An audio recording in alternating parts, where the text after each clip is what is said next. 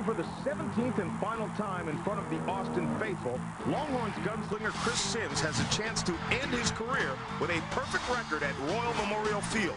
For the Texas A&M Aggies, a storybook ending for Sims is not a good read. They need a victory today to ensure their 6th straight winning season. The battle lines are drawn in the Lone Star State. Later, we head to Lincoln, Nebraska, where the Cornhuskers have revenge on their minds after last year's Rocky Mountain meltdown against Colorado. The Buffs, however, are stampeding towards a 2nd straight Big 12 title game, proving last season was no fluke. Serve up the leftovers. ABC's College Football is next.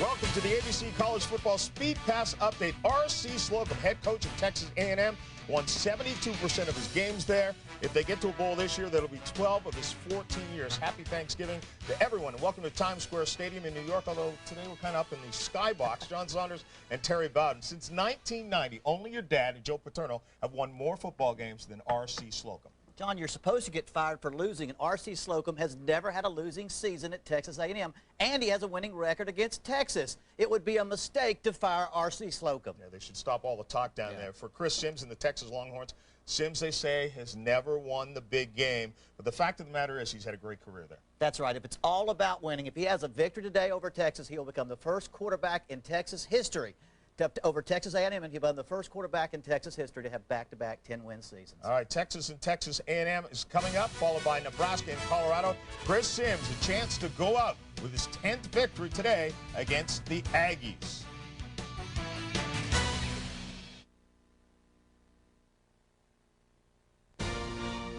This ABC College Football.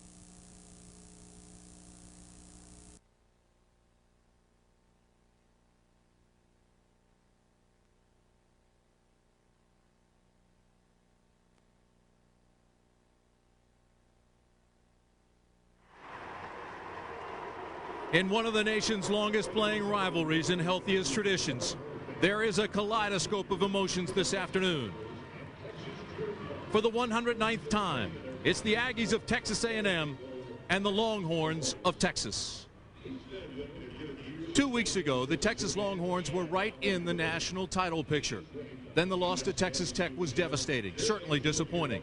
Today, the Longhorns play a team that on Monday suffered a sobering tragedy that put disappointment in perspective.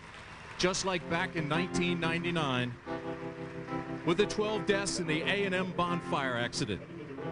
The Aggies come into this game this afternoon with heavy hearts. On Monday, 18-year-old freshman defensive lineman Brandon Fales died of a blood clot in his lung. But just like 1999, this game will go on. It will be played. Traditions will continue in his memory. The eyes of Texas. The eyes of Texas are upon you.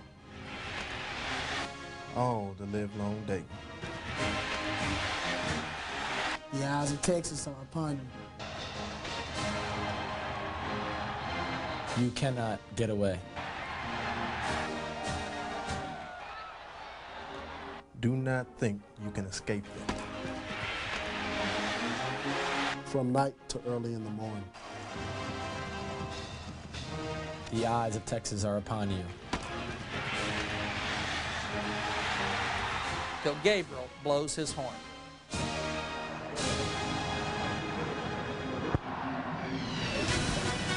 Here come the Texas Longhorns running into Memorial Stadium with a record of 9-2, 5-2 in the Big 12 Conference, and ranked 10th in the nation. Still hoping for an at-large bid and an invitation to the BCS. Darrell K. Royal Texas Memorial Stadium is sold out. Capacity crowd, more than 80,000 strong for one of the great rivalries in all of college football. And hello again, everybody. I'm Tim Brand along with Ed Cunningham. Glad to have you along for what is a terrific rivalry and senior day in Austin. And speaking of Austin and Texas, they have one of the best known players in all of this country.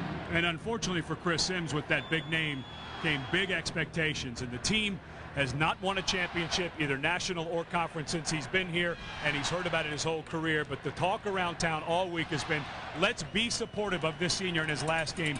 Got a great ovation a moment ago. Not going to be easy today, though, against a defense of Texas A&M that's been banged up all year long. But the one thing that they've done is gotten after the quarterback. And with Ty Warren, their best defensive lineman, questionable with a high ankle sprain, Gerard Penwright, outside linebacker, will be blitzing all day. Key to this game, keeping Chris Sims on his 2 feet. Now the man who has had to be a rock this week, the emotional leader of the Aggies, is head coach R.C. Slocum, and he's with Sam Ryan. Sam? That's right, Tim. Coach, it's been a tough week for you and your team. What did you tell them in the locker room to get them prepared for this game? Well, it has been a hard week, and I told them the best way they can honor Brandon Fales and his memory. He loved this university, loved being a part of this football team. For them to go out and play with great pride today and give great effort in this game. I understand Brandon's mother and father are going to be watching the game, and I want them to know that our thoughts and prayers are with them, even up to the kickoff of this game. This is important, big game, but nothing's as important as the feelings we have for the Fales family, and we're going to go out and try to give a good showing in honor of Brandon Fales. That's right, R.C. Thank you. Thank you. Tim? A tough way to start the day, to start the week. Anytime. This game has been called a backyard brawl, but it's more like a protection of pride and a soul-searching spirit. Texas won the toss and deferred. A&M will receive the opening kickoff. We're underway in Austin. This is Bethel Johnson trying to get outside across the 20. Johnson to the 30 and all the way out to the 33-yard line.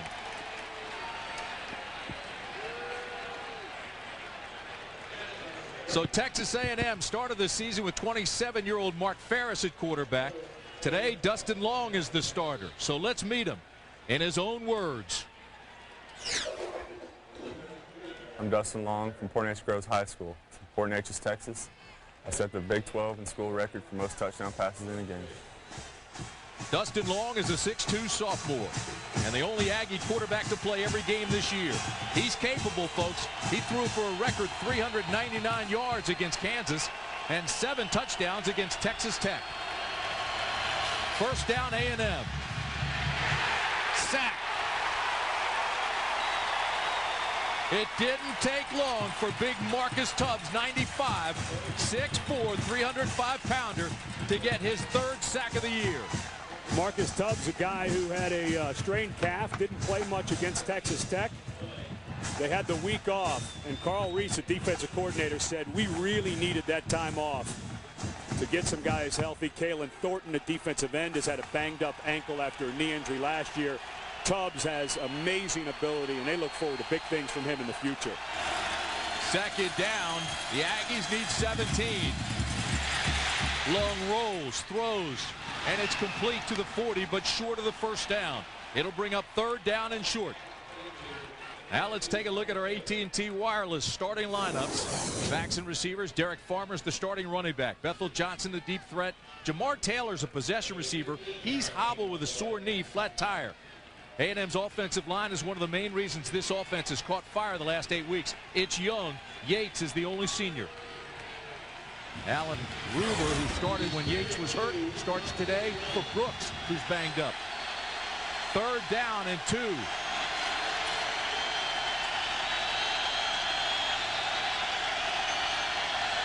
Farmer, the setback. He's the carrier. Makes a cut, should have the first down, and does. They'll move the chains. On the carry. Texas has one of the stingiest defenses in the country. Up front, they are physical with speed. Corey Redding is the disruptor. C-Red has a sack in 6 straight games. The linebackers are solid. Derek Johnson is the leading tackler. Reed Boyd is the heartbeat. And in the secondary, Basher and Babers are the corner cover guys. They'll challenge it, too. Huff and Pearson are the safeties. And Texas ranks 8th in the country in scoring defense. There's a look at Derek Johnson, a big, smooth linebacker. Great speed, just a sophomore. Co-defensive freshman of the year last year in the Big 12. On first down, it's Farmer. Off left tackle, not much. Still got a tough 3 or 4. Take a look at the numbers of Texas A&M offensively against Texas defensively. And the key today is going to be the ball in the air.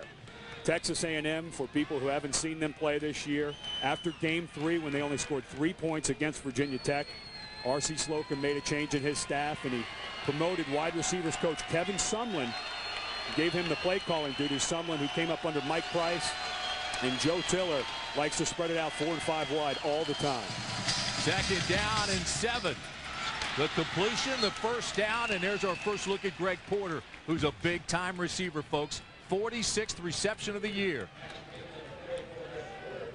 2nd nationally in receiving yards among tight ends. Gain of 9. And he is such a good route runner. Here he's lined up in the slot in the trips receiver set.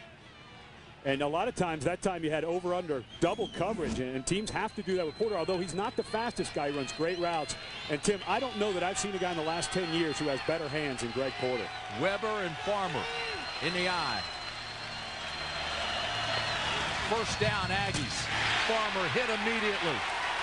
There he is, folks, Corey Redding.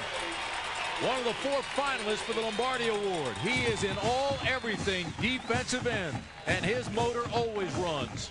A loss of 4. He's a guy who came in. He was the 1998 USA Today Defensive Player of the Year as a linebacker.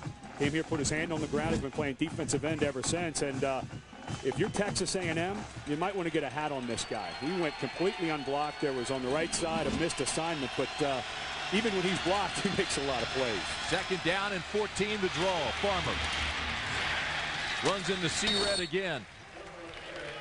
Gets back to the original line of scrimmage plus a yard. The other thing that Corey Redding does for Mack Brown, and Mack Brown just thinks so much of this young man and his leadership abilities. He said, if there's anybody in practice and games that isn't ready to go for us and isn't going hard, he'll whip him. He will literally go over there, grab him by the face mask, and get him going. He's been a great leader for Mack Brown for 4 years. This is the most prolific offense A&M has ever had. The first unit in school history to pass for more than 3,000 yards. It's 3rd down and 9, and they need a completion now. Picked off. Derek Johnson with the interception.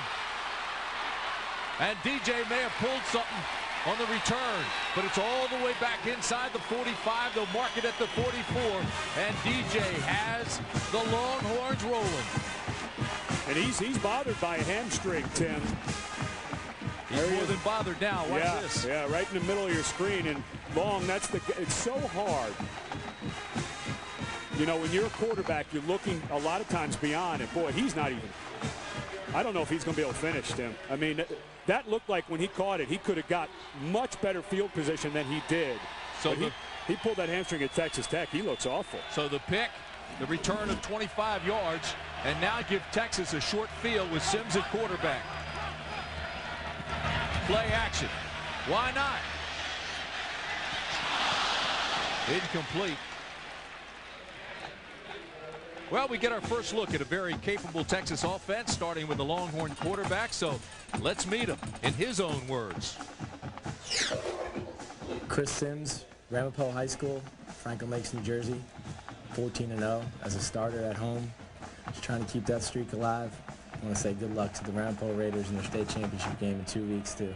All right, Chris, he's a 6'5", 225-pound senior, 24-6 as a starter, and he ranks first on UT's career chart for completion percentage. Checking off. And that doesn't make the home crowd very happy. Ran out of time. 10:53 to play in the first. A&M in Texas. And this backyard brawl is always fun. Anytime, any place. But DJ has the Longhorns in pretty good shape here.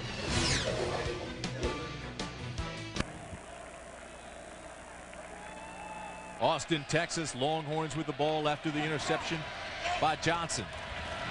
2nd down for the Horns. This is Benson around the left end. Tackled by Appel, but a pretty good pickup for Cedric Benson. Our AT&T Wireless starting lineup: Benson, quick, elusive, physical back, rushed for over 2,000 yards in the last 18 games. Quality receivers in B.J. Johnson and Roy Williams. You add Sloan Thomas to that mix, and it could be their best trio ever. Offensive line is big, averaging over 300 pounds. Derek Dockery is 345. Bo Baker starts for the injured Tillman Holloway. They lose some girth there, but still very good, solid offensive line. 3rd down and 1. Texas. Benson, 1st down. Moore, big hole inside the 25. Well, Bo Baker just pounds away at that left side. He is in there because Tillman Holloway sprained his ankle against Texas Tech. Watch the left side. That's the left guard. Baker, a senior, does such a nice job passing off the nose guard, getting up to Gamble, the middle linebacker, and opening a huge hole for such a diverse back in Cedric Benson. He does so many things well out of the backfield. He's great in blitz pickup. 1st down, Texas. Here he is. Benson has nowhere to run that time, maybe a yard.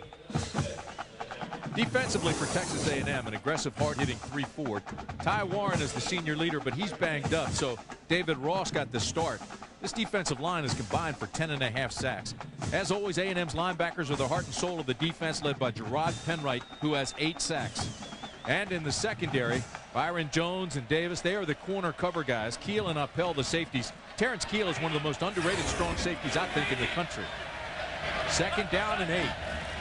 Sims, 3-step drop, has it blocked. Big old Lennis Smith got his hands up. He's 6'4.5", and he knocked it away. Take a look at Texas offensively, statistically against A&M's defense. In this defense for A&M, that yard's a lot higher than we're used to seeing with the Wrecking Crew. But in all fairness to R.C. Slocum and his staff, Mike Hankwitz, his defensive coordinator, and R.C. said it, it's comical how many injuries that they've had to overcome this year. 3rd down and 8. Folks, right here, here's your matchup to watch. Tall receivers against short corners, and Sims knows about the mismatch. But here comes pressure. Chris Sims in trouble. Now throws, and incomplete. Great pressure by the Aggies defense, and Randall Webb came through almost untouched. And this is an all-out blitz. Safeties and linebackers, all one-on-one coverage. And if you're going to do that, you have to get there right now. Safety Appel comes, and then Randall Webb is the guy who's chasing him down. Webb's been so active from that inside linebacker spot with 7 sacks on the year. But you come all out, you better get the quarterback on the move like A&M did there. Let's see, Mangum comes in for the 37-yard field goal attempt. And from this distance, he's only 3 of 7. This one, however, plenty of distance and splits the sticks. But there is a flag down. Well, it's on A&M. They're asking Texas what they would like to do. Looks like Byron Jones is the man that is the guilty party. Don't take running the points into the off kicker. board. The penalty's declined. The field goal is good. All right, so Randy Crystal, our referee, gets us all squared away. The field goal is good, and the Texas Longhorns are on the board first. So it was all set up by the interception by Johnson. He returned it 25 yards, gave Chris Sims a short field to work with, and then the 37-yard field goal by Mangum. It's a 3-0 game with the Texas Longhorns playing at home and having the lead.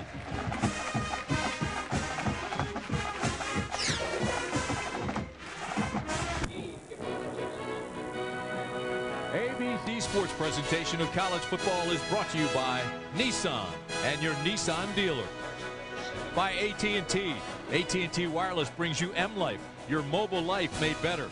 And by Nintendo, GameCube, born to play. Sold out crowd here at Darrell K. Royal, Texas Memorial Stadium. The Longhorns on the board, 3-0. That's where we are. Still early, 9:27 to play, first quarter. Richmond McGee to kick off. Tripped up at the 12. Terrific play by Brett Robin. Let's go downstairs. Here's Sam. Well, Tim, an update on Derek Johnson. You see he's back out there right now after making that pick. He had the trainers check him out. His right hamstring is a little tender. This is the one that he injured in their last game.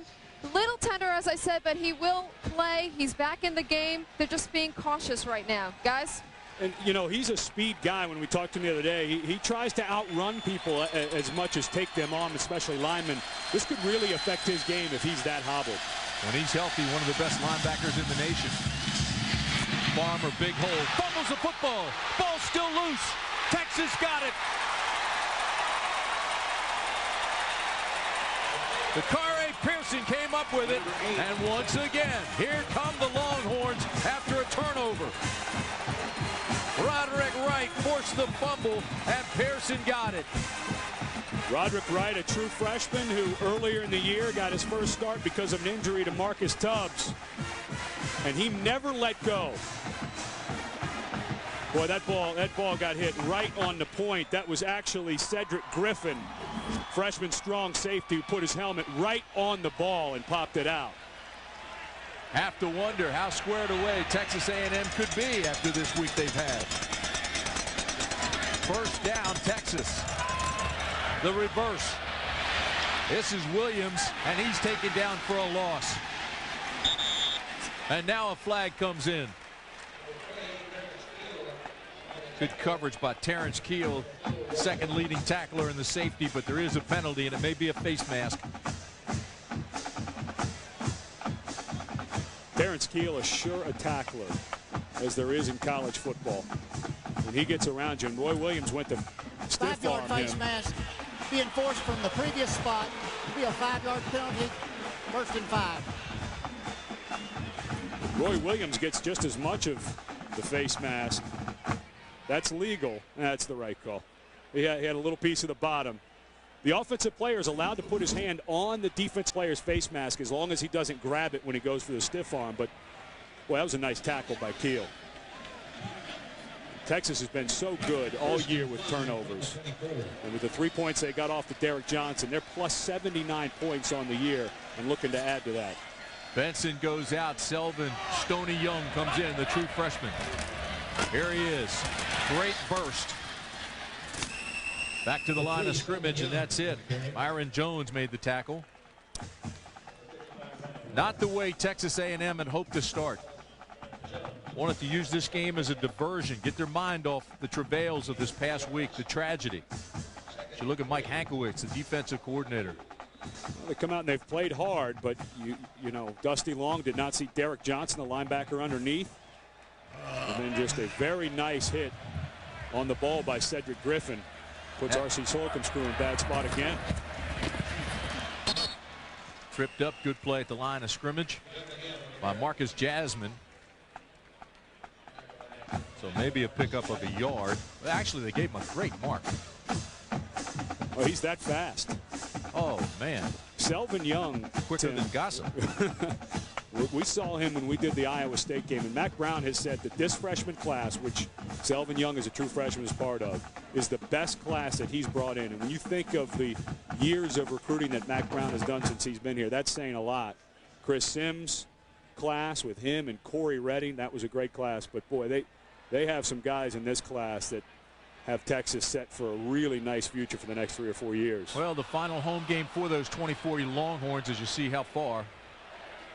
All of them recruited by Mack Brown and his staff, and all of them successful, as you said, posting a 25-6 conference record through 4 seasons. Phenomenal. Well, and here's a spot where Greg Davis on 2nd and an inch. If I'm Mike Hankwitz, a defensive coordinator for an A&M, I better get some guys ready to look. Roy Williams coming down here solo. I think on a play like this, short yardage, defensively, you got to guess. Yep. No, if I'm Texas, though, why not take a shot here?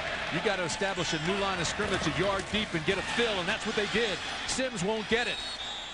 Defensive line has to submarine and establish a new line of scrimmage a yard deep in Texas side of the line of scrimmage. Let the linebacker fill. That was perfect short yardage defense. Ty Warren in the game with a nice job. You know, Ty Warren, they didn't even practice this week, and he had great leverage on that play. Nice and low. Well, that's really good pad level by Ty Warren. And the key is don't just dive into the ground. You got to stay up a little bit. That's as great a short yardage defense as you'll see right there. But they need to do it again because Texas is going for it on 4th and 1.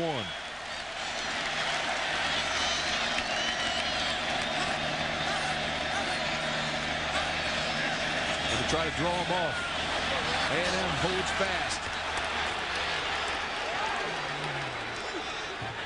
Why not go for it? It's 5-yard penalty. Well, now they're going to have to kick it. Well, that's all they wanted. They didn't have a play called. They were just trying to draw them off with a hard count. A smattering of boos from the burnt orange fans, and I don't blame them. Why not go for it? You've got the momentum. You've got great field position even if you don't get it. This would be a terrific stop if A&M can do it. Dusty Mangum, who's 1 for 1 today, now with a 41-yard attempt. And from this distance, he's 3 for 5 on the year. He's got the leg strength. Good snap, good hold, and he splits the sticks. A 41-yard field goal, and with 7:02 to play in the first quarter, the Texas Longhorns lead the Aggies 6-0. Only two turnovers and only 6 points, though. Texas A&M has to feel good about that.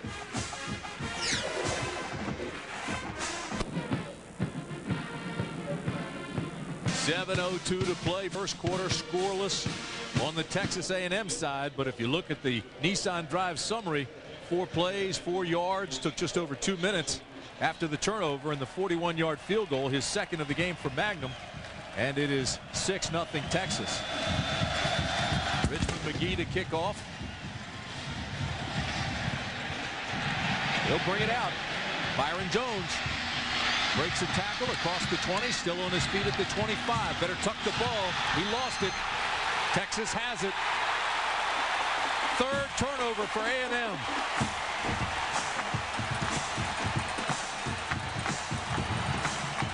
Tim, I've never been a fan of defensive backs returning kicks for this exact reason.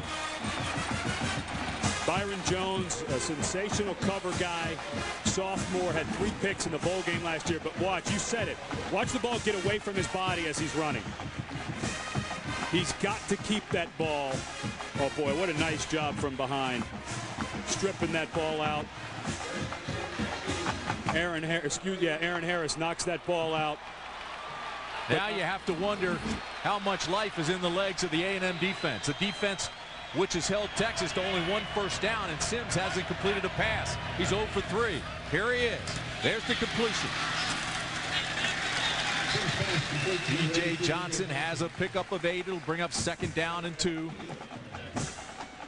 But the reason that it scares me when you use a defensive back in returning kicks, as we take a look at Sims' first completion, is because they just don't handle the ball every single day, all day during practice. I mean, you work on it during special teams, but those guys are not used to squeezing it high and tight up against their shoulder pads.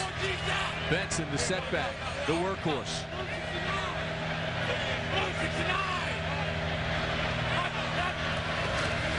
Here's Benson looking for a hole.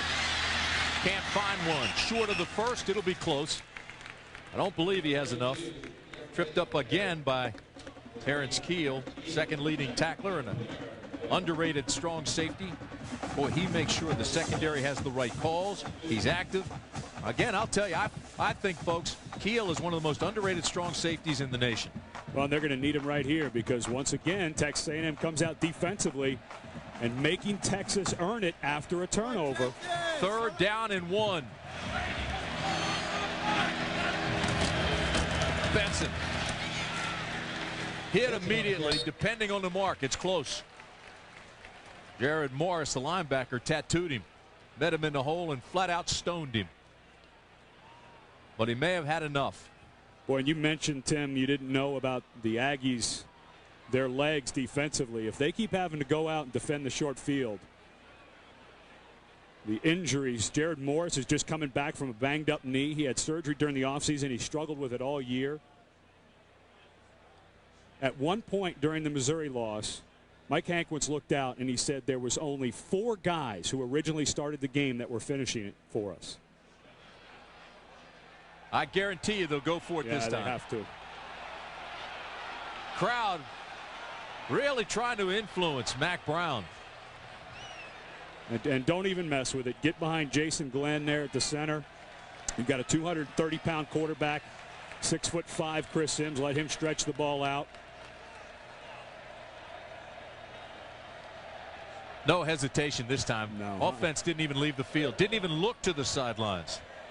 And you said it a moment ago, if you're the defense, you know, sometimes you guess. Okay. Go on one. Take a risk. Here we go. Less than a yard. 4th down. Short yardage defense. Benson and Williams as setbacks. Benson. First down to the 15. He was almost gone had he kept his feet. Well, the A&M defense has been playing with their back up against their own goal line so much at the beginning of this game. The Derek Johnson interception, and then the ball knocked out. Derek Farmer, it was just a great tackle. And then a defensive back who doesn't handle the ball all the time, gets a little squirrely with it and gets it knocked out from behind. RC's kids on the ropes. Benson trips back to the line of scrimmage.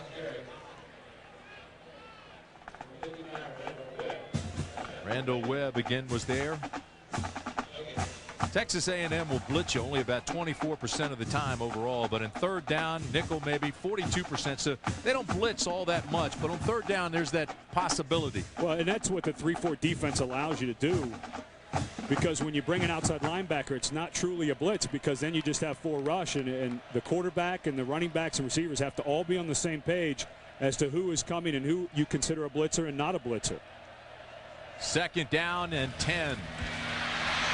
That wasn't a blitz. He just came through, beat his man. And again, it's Marcus Jasmine, who's 6'4", 317 pounds, big, strong, consistent defensive lineman, and he's a hole clogger. And listen, if you're going to have one-on-one blocking, you got to win up front. And Jason Glenn, oh, that was slide protection. His left guard, Bo Baker, they were sliding to the strong side of the formation, and his left guard, Bo Baker, did not come down. Jason Glenn expected some help, and Marcus Jasmine does a little swim move over the top, brings that left arm over, and because the guard's not there, makes a sack. So advantage Texas A&M defense. 3rd down and 16 for Sims. Here's the pressure again. Sims throws underneath, and the Aggies converge on him. It won't be enough for the first. Ivan Williams gets down to the 10. They'll mark it right around the 10, but he'll be about 5 yards short of a first down. And so the field goal unit will come back on. And this time, you know, you mentioned that A&M doesn't blitz a lot until they get in a nickel. That time, no blitz at all. And Chris Sims had nowhere to go. They dropped 7, covered up all the zones, and he just takes the safe play and dumps it off. But again, A&M defense, they've got to be happy with what they're doing after 3 turnovers. So here's Dusty Mangum again, this time from 28 yards out. 2 for 2 so far. He's perfect. But you have to believe 3 turnovers and only 9 points. These are victories for that A&M defense. R.C. Slocum, a defensive coordinator, has been at A&M for 30 years, started as a defensive assistant and a coordinator, and Mike Hankwitz and his defensive staff have been tested all year with injuries. And in a game that so much emotion is riding on, 3 turnovers and 9 points, that's unbelievable. They've got to feel good about themselves right now. Well, this A&M team has been on an emotional roller coaster. Had that big win over top-ranked Oklahoma, lost to Missouri in double overtime, then the death of Brandon Frales, and now Texas. I can't imagine more of an emotional roller coaster than these kids have been through in the last 3 weeks.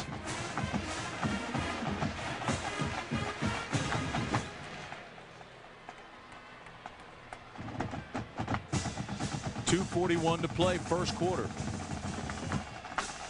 A glorious day in Austin, Texas. A little overcast, temperature in the mid to upper 50s, headed to around 60 degrees.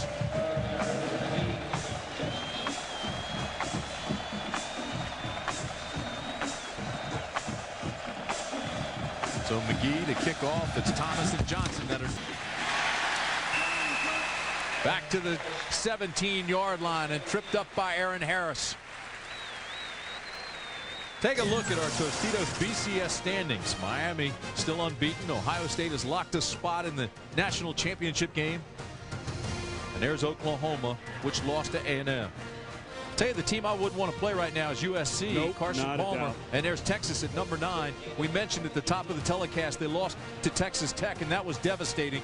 Took them out of the national championship picture. And they would have been right in there with Oklahoma, Iowa, and Georgia. Those one-loss teams just becoming huge Syracuse and Virginia Tech fans now. But the BCS tells us that Texas is still alive for an at-large bid to the BCS. Coming up next, Big 12 North champs Colorado take on Jamal Lord and the Huskers, who are out to avenge last year's loss. Full day of football, that's coming up next right here on ABC Sports. Colorado's playing well. Yeah, Chris Brown got a little sternum bruise. I don't think they're going to be able to hold him out of that one. Larry Johnson took over the lead in the rushing race with that 279 in the first half last week. 2nd down and 7.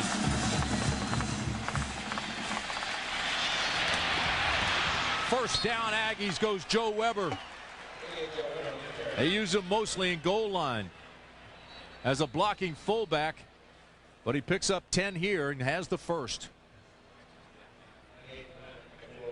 And this is what you do to an aggressive defense. And Marcus Tubbs, who, boy, he's in a lot of pain. Well, he came into this game with a sore calf muscle. Yeah, and he pulled it against Texas Tech. Wasn't able to finish that game. Big man, Marcus Tubbs.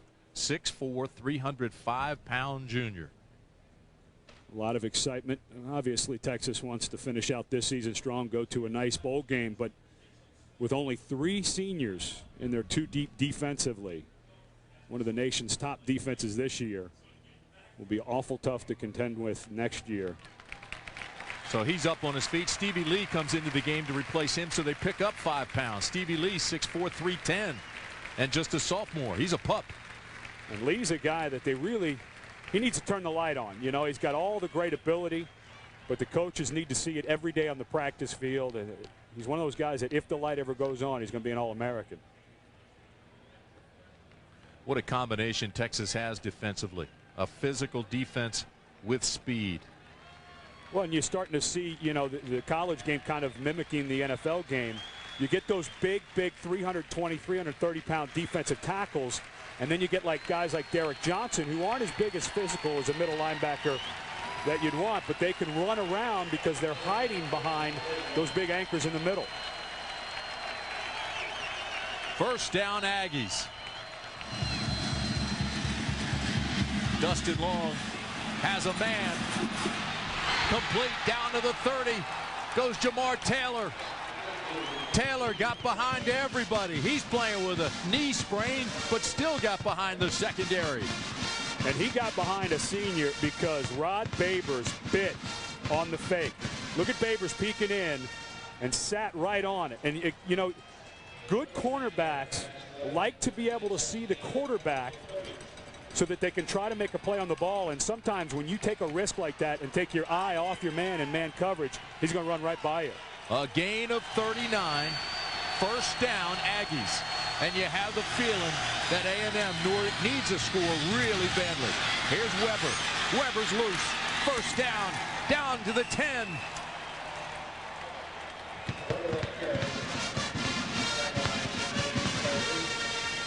A&M has really been good in the red zone, scoring 90% of the time.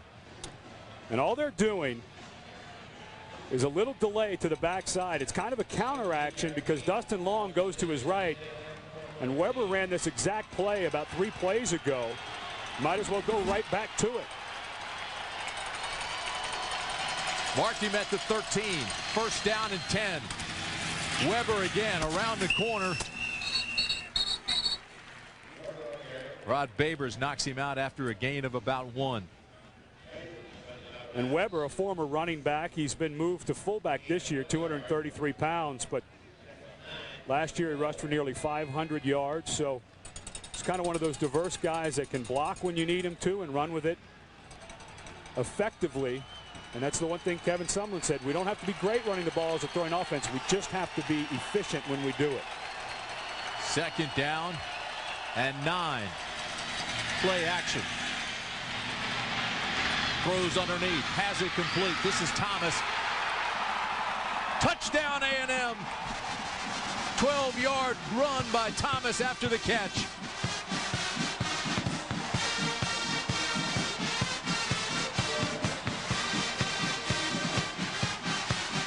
Terrence Thomas, a 5'9", 174-pound sophomore from Houston, Texas.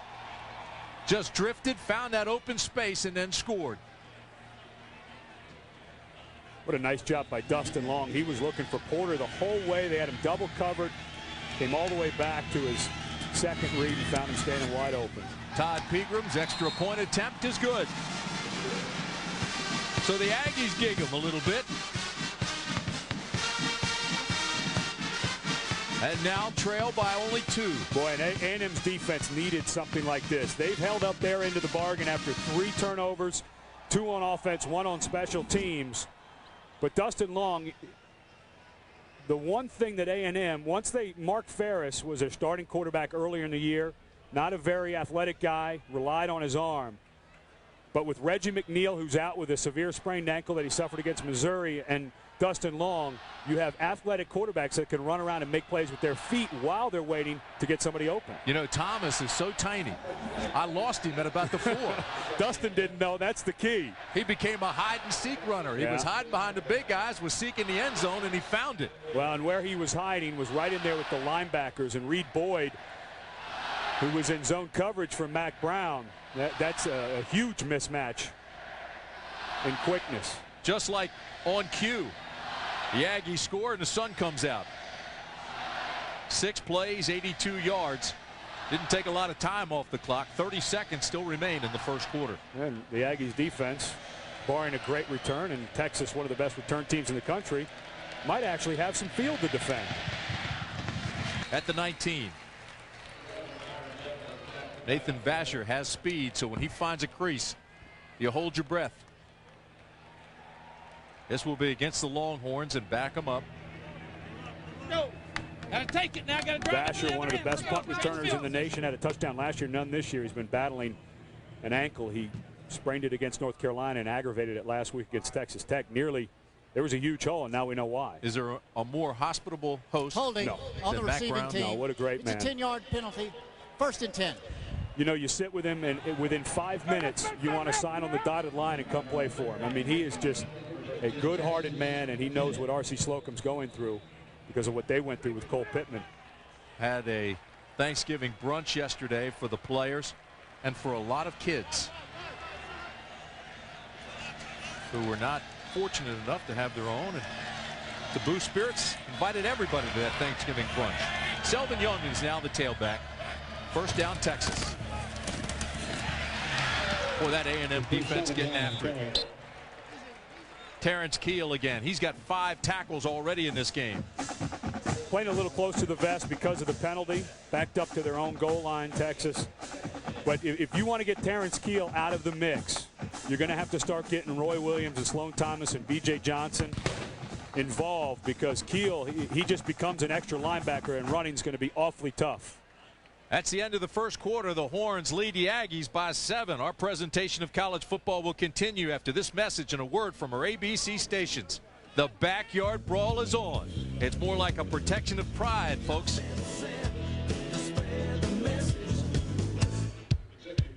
God bless Texas. I've been sent to spread the message. God bless Texas. So we start the second 15 in Austin, Texas. 9-7 Longhorns leading the Aggies. Sims rolls left, throws, has it complete. Short of the first down, ball's loose.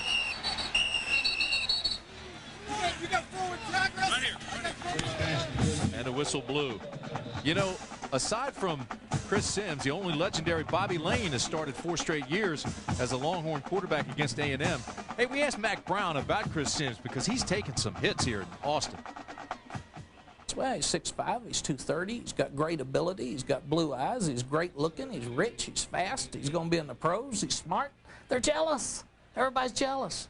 Guy today is the 3rd winningest quarterback in the history of the storied Texas football program for 109 years.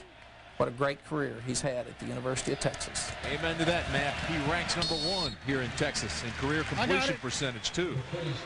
And a quality young guy, Chris Sims, fun to be around. And I promise you this, and a lot has been made about his interceptions in big games, and he's had some rough ones. The Big 12 championship game was tough. Texas Tech earlier 2 weeks ago. But when you see him, and yesterday when we were spending time and the way he has built his arm, he's going to go to the combine and he's going to wow the NFL scouts. And a team's going to see his ability. And I bet he gets drafted a whole lot higher than people think he is. As if that loss to Oklahoma last year wasn't enough. Somebody gave out his cell phone number. Disgruntled fans loaded it up. So by the time he hit the bus, he had some messages. He's hit hard here. Sammy Davis came on a corner blitz and just flat out leveled him. Well, you mentioned earlier when we talked to Greg Davis, the offensive coordinator, he said, you know, A&M on regular down and distance, they're less than a quarter of the time do they blitz. And this time, Sammy Davis, the Candyman, comes in from his corner, and Sims never expected him to blitz. You could tell that Sims didn't think he was going to see a blitz that time. And Davis disguised it to the last possible second and took a big shot up around the head of Sims. Johnson and Williams come to the bottom of the screen. Benson to Carrier. Fights his way ahead for 3 or 4. Boy, he set a bucket full of freshman records. Preseason All-American. He's been on the Doak Walker list. 6 feet, 205 pound sophomore, Cedric Benson. His productivity down just a little bit. Yards per carry from last year. Change up of the offensive line, but you know, he had a really bad turf toe. That's still not 100%. This Aggie defense shutting him down pretty good, though. 8 carries, 35 yards. This Aggie defense is playing great right now. Brett Robin comes in to take his place. Ace formation, 3rd down and 6. Drills it. 1st down. Williams out of bounds at the 34. Roy Williams. Boy, this is 55th catch of the year. Boy, this is a tight fit throw by Chris Sims. Drop 8 by A&M. I don't know, you count them. That looks like triple coverage to me on Roy Williams. There was trips to that side and dropping 8, and you're going to have to surround a guy like this, 6'4", 230. He's built more like a linebacker than he is a wide receiver, but that was a nice throw by Chris Sims, fitting that ball in there. Gain of 11, 1st down. Sims again throws, has it complete. And again, Williams picks up a couple of tough yards. They call him the Prince. And Roy Eugene Williams is the real deal. He can play. 6'4", 210 pounds. He'll be at the next level. A guy that big, he long jumped nearly 26 feet in high school. I mean, this is a sensational athlete. Oh, Sammy Davis, a little banged up. With all the injuries A&M's had in their secondary, then this is their best cover guy, 1st team all Big 12. They need him trying to cover that big man. Thought this secondary was going to be one of their strengths coming into the year, but it has really been hit, as you mentioned, by injuries this year. Now severely depleted. 2nd down and 7. Benson breaks 2 tackles and carries it to the 41-yard line. Yep. Well, you mentioned the injuries for A&M. It has been comical. The words of R.C. Slocum, he said, it's been ridiculous what we've had to go through. The backups in the defensive secondary, they lost every single second-string secondary player for the season.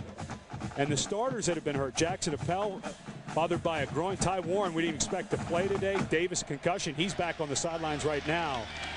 At times, they've only had 5 original starters on the field that they started the season with back in August. 3rd down and 4. Sims throws a strike again to Williams. 3 in a row to Roy Williams. 1 of 10 semifinalists for the Biletnikoff Award. They love him here in Austin. Well, the one thing Greg Davis noticed when he was breaking down film was that Texas A&M doesn't play as much squat man press coverage. They're not up in your face as much. They can't. They've lost their real talent. Well, and Sammy Davis a little banged up, but that's the problem of trying to defend Roy Williams. If you get up in his face, he can run right by you. And if you give him space, he's big enough to shield you and pick up 6-7 yards at a clip. Selvin Young to the 45. Into A&M territory. He's extremely quick, smart with a burst. Just a true freshman, was playing high school ball this time last year. Well, and he's one of those guys that he's worked his way onto the field as amazingly talented as Cedric Benson is. The coaches saw very early what this young man had, and Greg Davis says he's so quick. We have to get him a little more patient reading his blocks. He tends to run into the line and not let things develop, especially in zone-type blocking plays. Sims started the game 0 for 3, but now he's gone 6 for his last 7. Boy, not much there.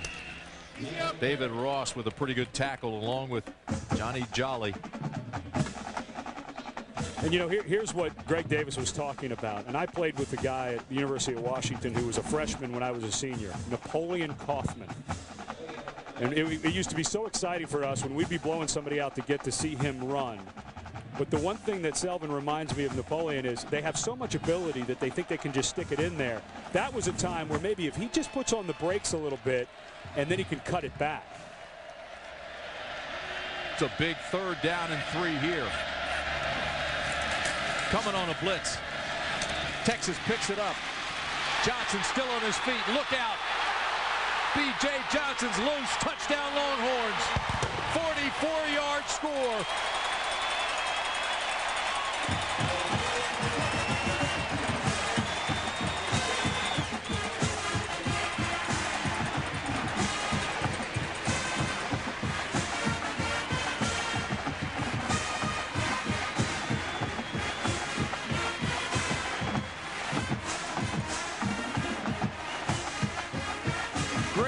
Up by Sims, and a terrific run by B.J. Johnson.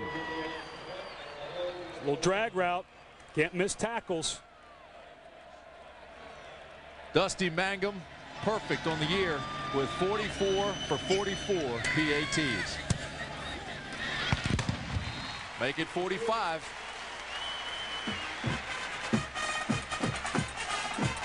An impressive drive by the Texas Longhorns. 10:02 to play in the half. 16-7, Texas.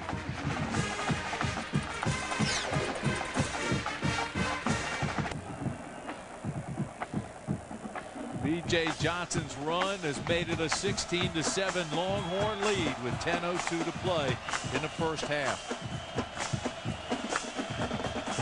Thomas and Johnson are deep. Johnson will take this one at the 12. Should have good field position. Gets a block out to the 33-yard line, and now a flag comes in late. On that Texas drive, Chris Sims 5 for 6, 74 yards. That after starting 0 for 3. Well, you give him time. Holding against the Aggies.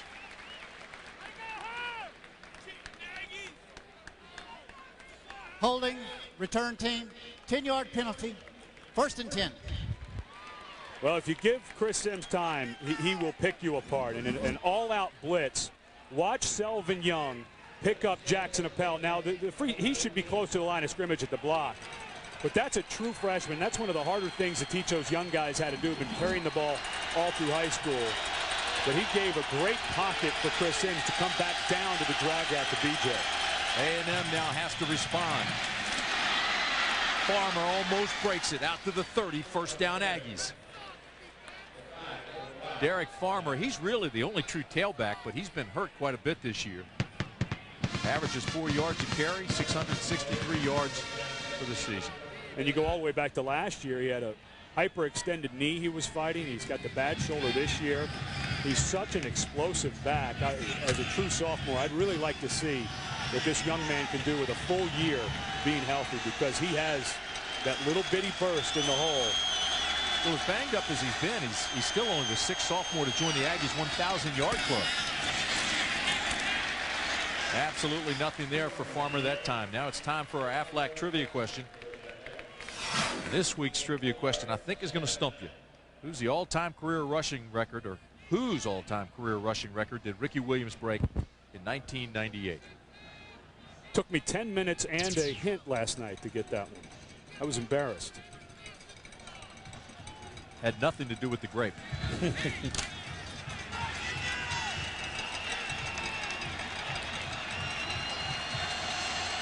Second down and 9.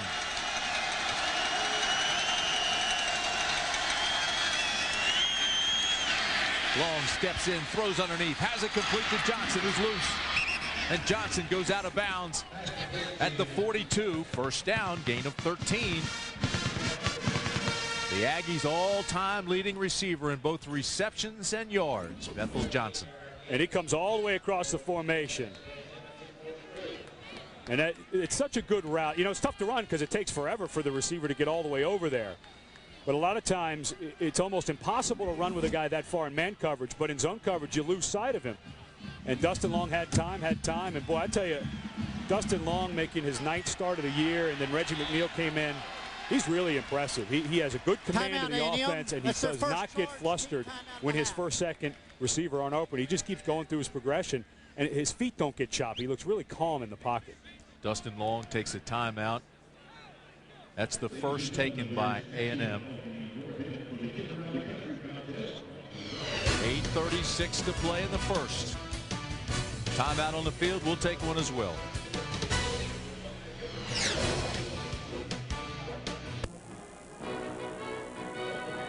The Governor's Mansion here in Austin, Texas. ABC Sports presentation of college football is brought to you by Chevy. The car you can depend on. The cars that last will be there. Discover Card. It pays to discover. By Aflac. Ask about it at work. And by Gap. Beautiful city of Austin, Texas. 80,000 fans here today. I was surprised how many little kids and families were in the hotel last night on Thanksgiving, enjoying their Thanksgiving meal there. What do you think, they're going to miss this thing? Ready for the game.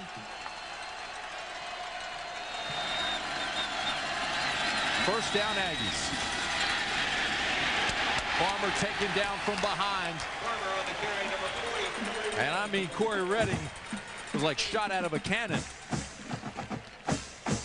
He's a finalist for the Lombardi Award, and kind of like Larry Johnson made his late season run for the Heisman, Corey Redding has been absolutely unstoppable.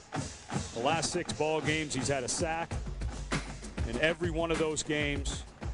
Such an athletic guy, gained about 35 pounds to go from being a high school linebacker to a defensive end, but he still runs like a linebacker. A lot of people forget that great recruiting class of '99. Sims was the #1 quarterback. Redding, #1 defensive player. Here they come again.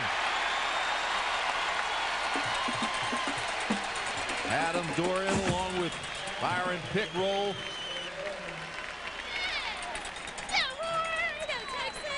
A&M's going backwards, a loss of 10. And Dorian in there because Marcus Tubbs is hobbled with that calf strain, had to get helped off the field earlier. And they are so active with their front four. And Carl Reese gets kind of spoiled when they're healthy up front, and they haven't been. They at one point had to play 3-down linemen against Texas Tech, not because of the passing game, but because that's all they could put on the field. But when they can get pressure with their front four, you are in trouble. The draw. Absolutely nothing as Joe Weber trips over the 30-yard line stripe.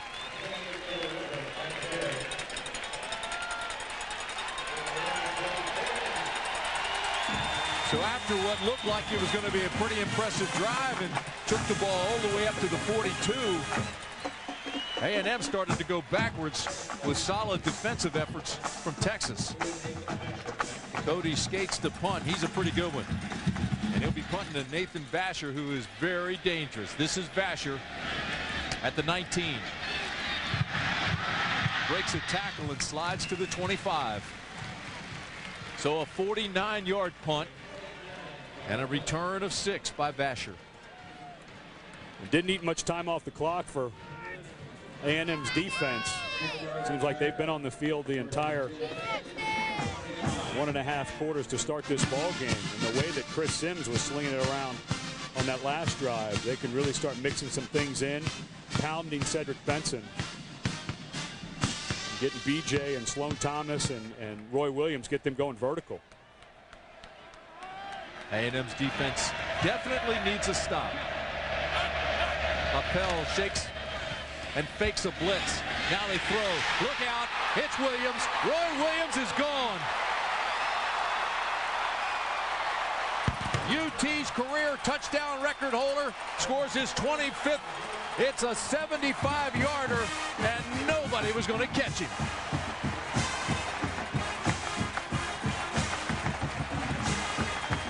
Texas threatening to blow it open.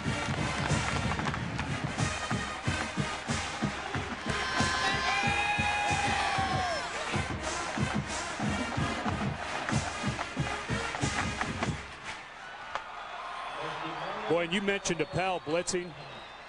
Right before the snap, faking a blitz, he got himself completely out of position on that slant. Mangum's extra point attempt is automatic. Wow. The Prince can fly, and Sims threw him a strike. Well, you know, you try to show some things they're not going to do. Appel is 3 yards off the line of scrimmage, and the slant's going to come right into the zone where he should be backing into, and he gets out late. See how late he is getting out there?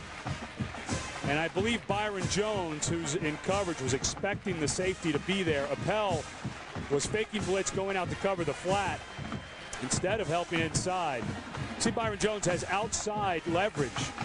He's on the outside shoulder of Roy Williams. He had to have been expecting Appel to be there, and Appel thought, I'm up near the line of scrimmage. Sims reads it perfectly. You try to disguise it, but boy, you better get back to your assignment against a senior quarterback.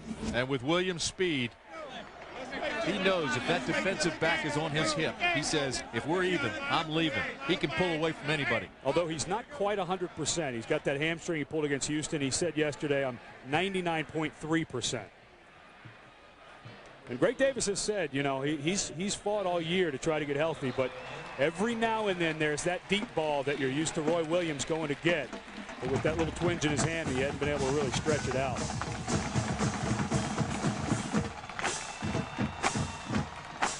Well, folks, this place is hopping. And the Aggies need something big. Fair catch is called. Thomas Carragher, the tight end, makes the fair catch, and I don't know why. So impressive. Look at these numbers.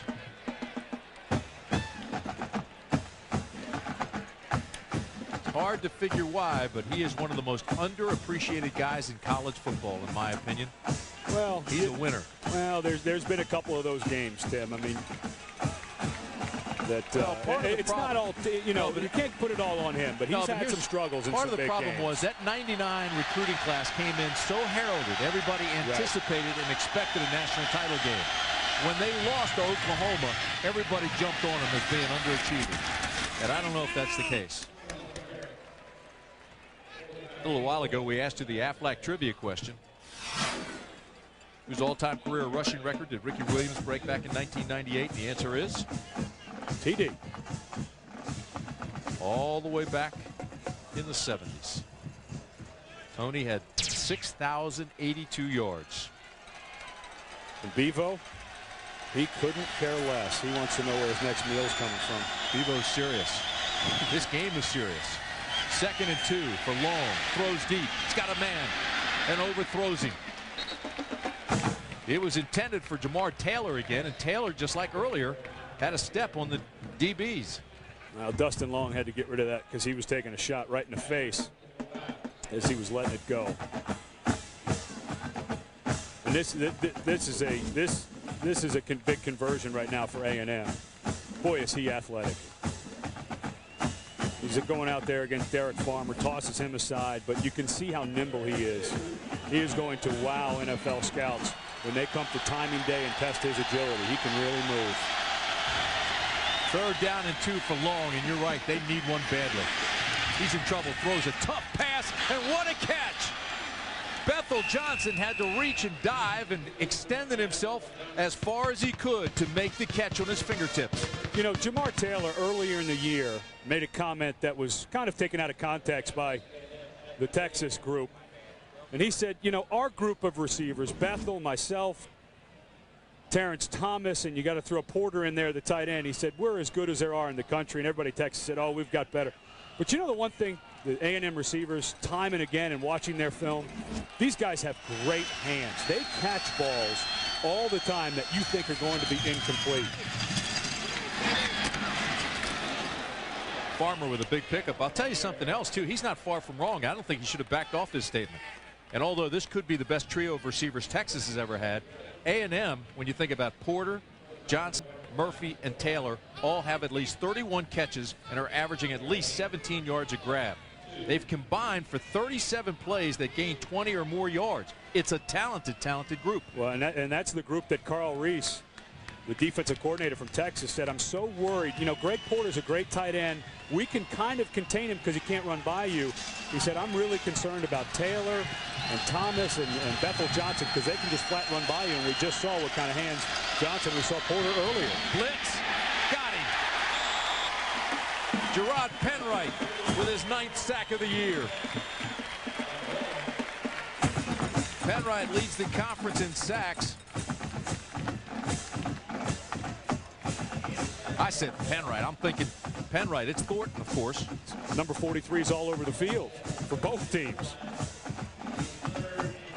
Thornton, who had knee surgery last year, he's been banged up a little bit this year. He really played well. Yeah. He played well against Oklahoma. Thornton's been playing really well the last 3 games. And they're getting pressure with their front four. That was a blitz, but it's Kalen Thornton, the defensive end, who made the play.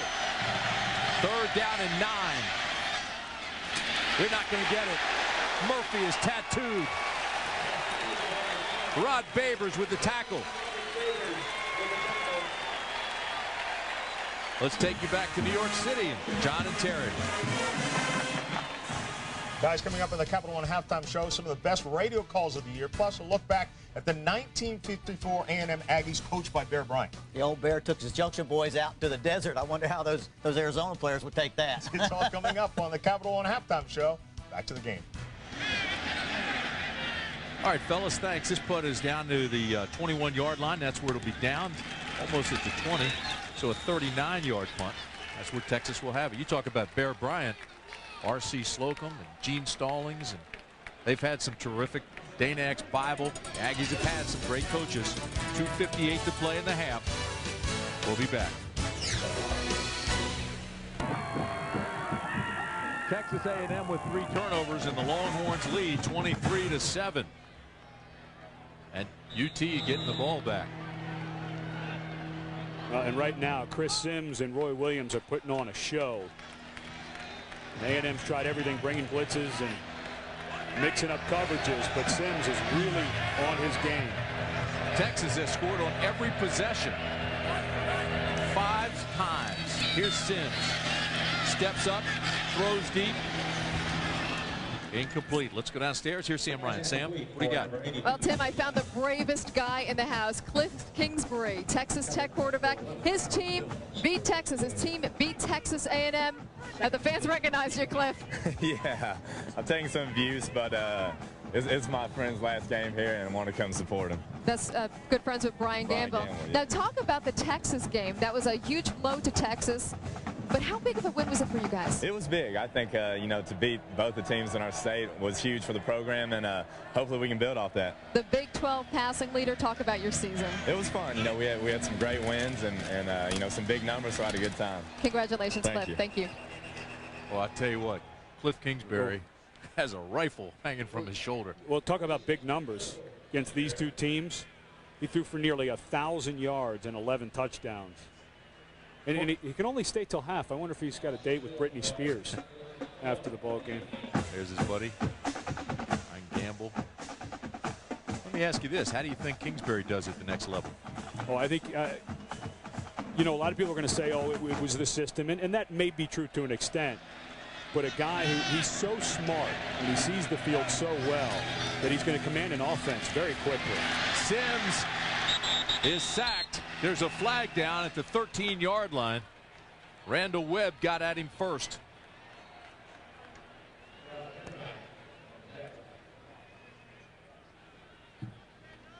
Well, you try to get your athletic guys You got Jonathan Scott, the right tackle, working one-on-one with Randall Webb. And watch the inside move. When you have a guy 220 pounds going up against a 300-pounder, you got to use the quickness. What great pad level, too. While being holding. And Randall Webb, boy, he just got a great jump on the ball, dipped his inside shoulder. You make that penetration while you're being held, that's something. And I like the timeout here by A&M as well. Wrecking Crew has 40 sacks on the year. They will put pressure on you. Mike Hankwicks has an aggressive, talented group, but as you mentioned, Ed, they are dinged up. He's thin. 2:09 to play. 23-7 Horns. We'll be back.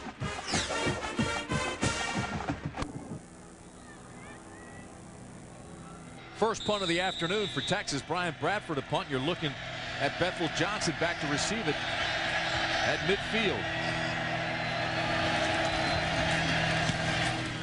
High end over end kick. It's not particularly long. It hits. This is Johnson at the 45, the 40, and A&M's going to have the ball with 1:56 to play in Texas territory. Take a look at the Pacific Life game summary. Dustin Long finds Terrence Thomas, who fights his way into the end zone. And then B.J. Johnson working on Byron Jones, who missed the tackle, gets a good block from Roy Williams. And then it's Roy Williams and Chris Sims have been connected today. Boy, they really have found a rhythm. Sims has stuck the ball in a couple of times in a tough spot. A 37-yard punt, 6-yard return, and A&M's got good field position with 1:56 to play in the half. Long with time, throws, complete. Murphy down close to another first down. Terrence Murphy. Well, and you know, you've got to have a little pace to your offense, but you don't have to be rushed. You have 1:50 left. The clock stopped right now to move the chains. You've got one timeout in your hip pocket for A&M. So be deliberate. Don't take your time, but be deliberate and make sure you have the call you want in. This is the number 2 passing offense in the Big 12. First down, Aggies. 5-step drop. Long's got pressure, throws, complete. And again, it's Murphy. Well, you want to get up there. Get set. Like I said, this is a little different. You know, you work this all the time, and every time you work it, you give your quarterback a different scenario. All right, you got 1:30 left. You've got one timeout. We'd love a touchdown, but if we have to settle for a field goal, we will, just to get some momentum. You go through all of these things, and you don't have to be frantic about it. Second down and 5. Little screen pass. This is Joseph. Gets a block. Down to the 10. Keith Joseph, the sophomore, 221-pounder, and bangs it down inside the 10, a pickup of 14. Well, he's going to be right on that 10-yard line, and I think when they stretch out the sticks, I don't know that A&M's going to be able to get a first down.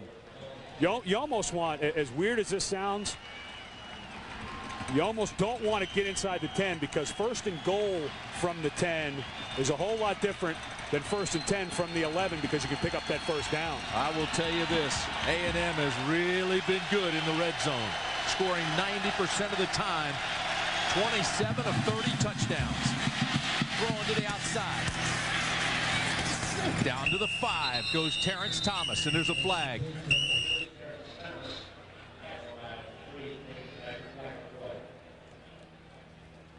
Well, you can see why they brought Dustin Long in to be the starting quarterback for Mark Ferris. Illegal shift on the offense. It's a 5-yard penalty and remains first down. Oh, that's a big mental error by Texas A&M.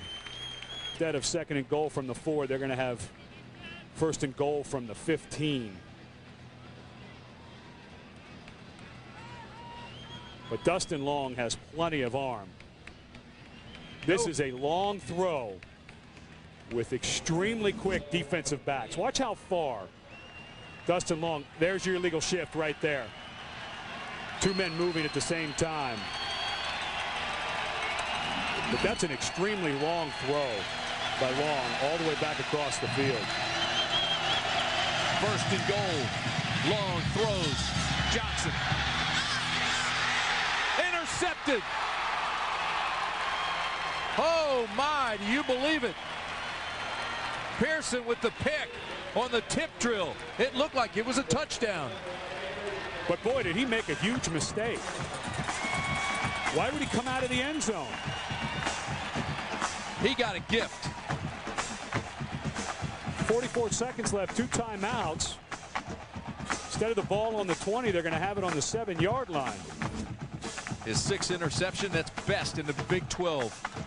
Here he is right over it, just coming over to make a play. Ball just slightly, and he should just put a knee down. Slightly underthrown. What an interception. Boy, you got to give part of that credit to Rod Babers, because that looked like a for sure touchdown to Bethel Johnson, but he was able to get a hand in there and break it up and pop it up to his teammate Pearson. But I still think Dakari Pearson made a mistake. He should have just gone down. And now Texas is just going to take a knee because of the horrible field position. There's no reason for Mack Brown to take a risk. If they're out on the 20, he might take a couple of shots. It looked like to me that the side judge whistled him dead right here when he waved his arms. He waved his arms. I was listening for a whistle. You know what? I think the side judge expected that Pearson would go out of bounds. Watch the official there. But I never heard a whistle blow. He was calling touchdown. Final seconds tick off of the first half. A well-played first half for the most part, but 4 turnovers for Texas A&M, and they have all been costly. Texas scored 5 of its 6 possessions and leads 23-7. Terrific first half. His players out to an old church camp and took him out there and ran the heck out of him and beat the heck out of him. And when he came back, he was proud that he only had about 1 bus out of 2 coming back. All right, and I heard when you were in Auburn, you took all your guys out to the Dairy Queen.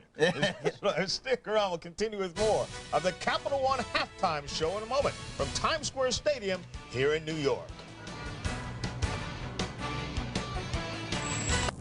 Rodgers along the sideline, another one. They're still in deep trouble at midfield. They tried to do a couple of... The ball is still loose as they get it to Rodgers. They give it back now to the 30. They're down to the 20.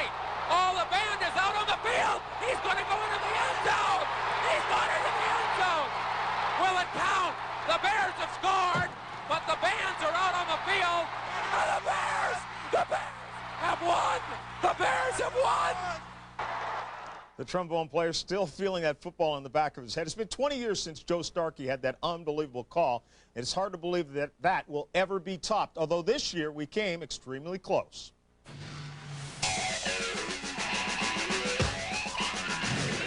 A 29-yard field goal put Kentucky up 3 with 11 seconds left and seemed to give the Wildcats the win. We have 2 calls, one from the LSU Sports Network, the other from UK Radio. They're on the cusp of one of the biggest upsets in years. Final play of the game. Randall stops, throws it as far as he can. Caught, touchdown! Last play of the game, and I'll believe it. Holy cow! Oh my goodness. Fans are up on the goalpost. I don't know why. That's the most unbelievable inning I have. That is right up there, Tom, with the Stanford play. Stanford Cal return.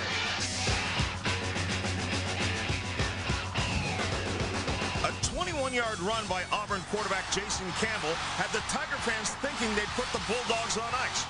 But on 4th and 15, with 1:25 left, Georgia had other thoughts. Here's 80-year-old Larry Munson. Snap to David Green. There he goes in the corner again, and we jump up. Touchdown! Oh, God, a touchdown! Somebody went up high. Was it Watson or Gibson? Michael Johnson up high. We're trying to put glasses on it. Furman took a 15-14 lead with 7.4 seconds left, with Billy Napier passing to Bear Reinhardt, and then decide to go for 2? Here's the call from the Appalachian Sports Network. Napier puts it out, pass picked off. Oh, here goes John Jeffrey. Lateral to Derek Black. He's got to block somebody with it. Derek Black's going to go all the way. Derek Black's going to go. He's going to go. And he's going to go all the way. Touchdown ASU. Touchdown Appalachian State. Oh, my goodness. That will go down in history. We're going to get penalized here because, folks, our players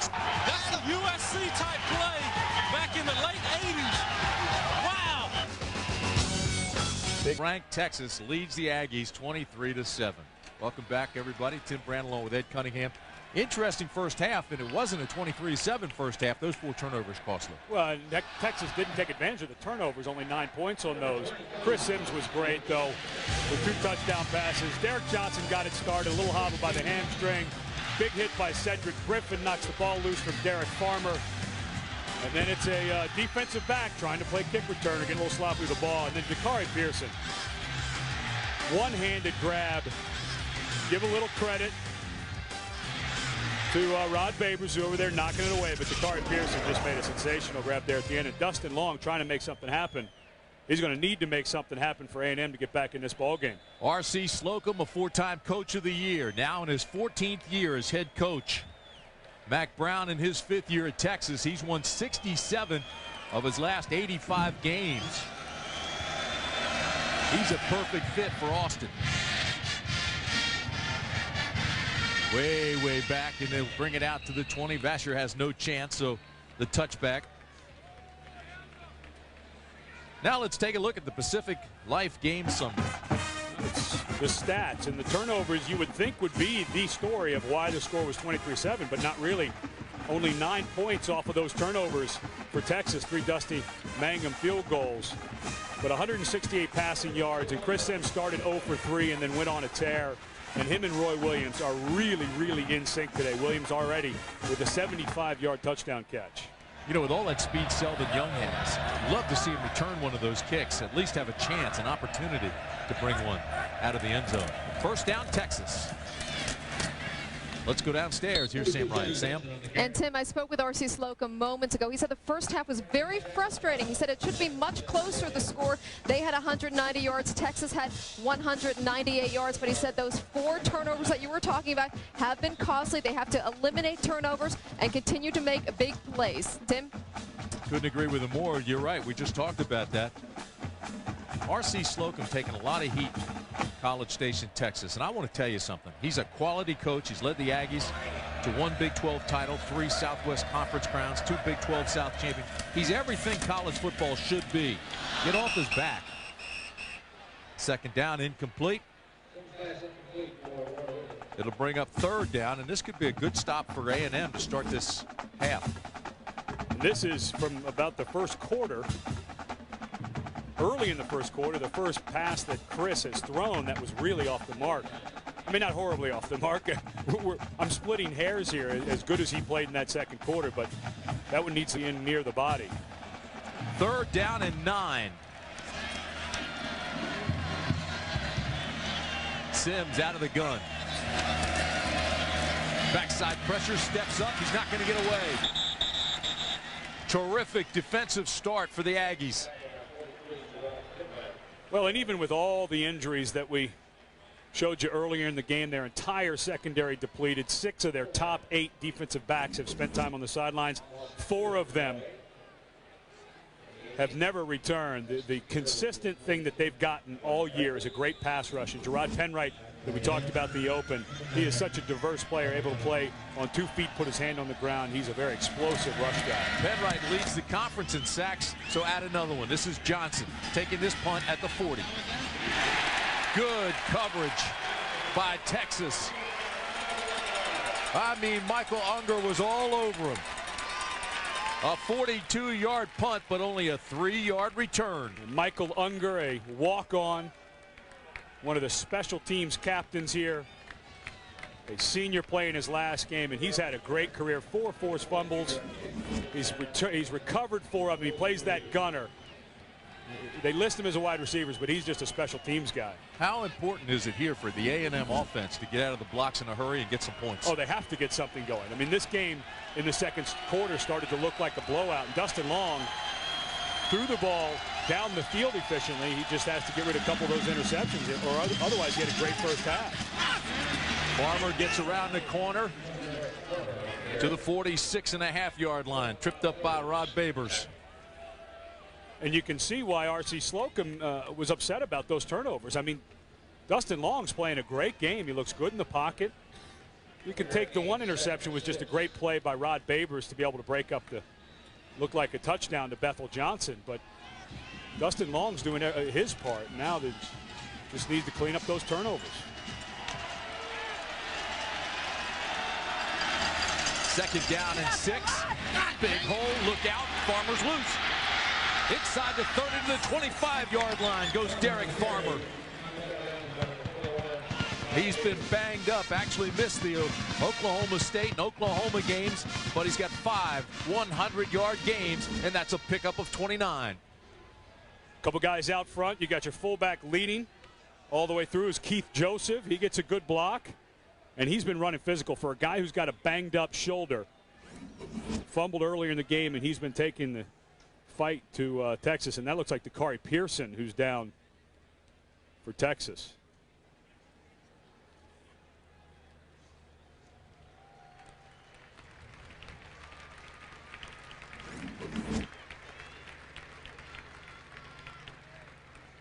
You got cut block, and you know, as you're going towards the ball, you've got to look back.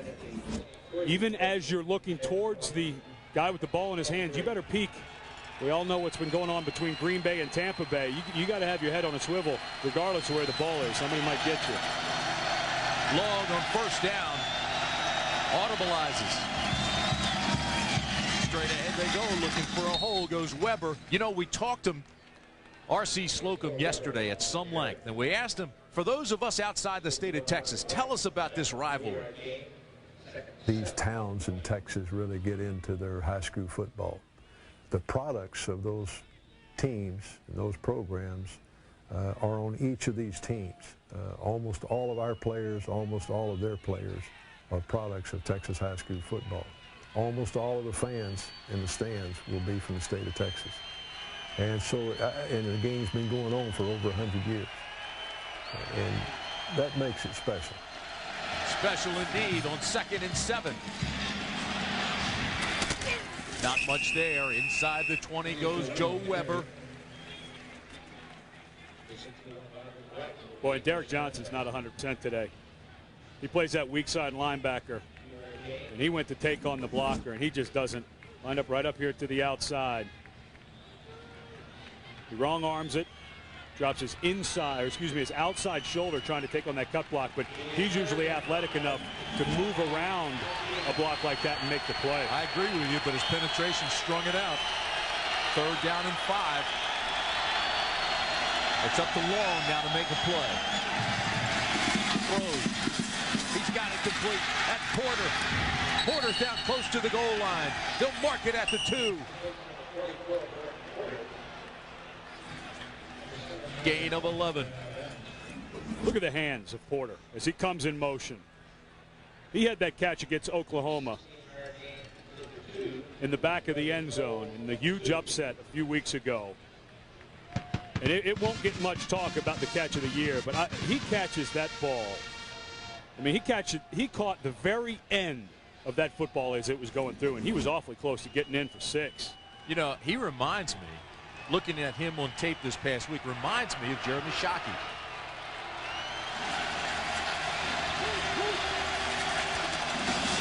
First and goal. Touchdown, Texas A&M. Terrific catch by Terrence Murphy.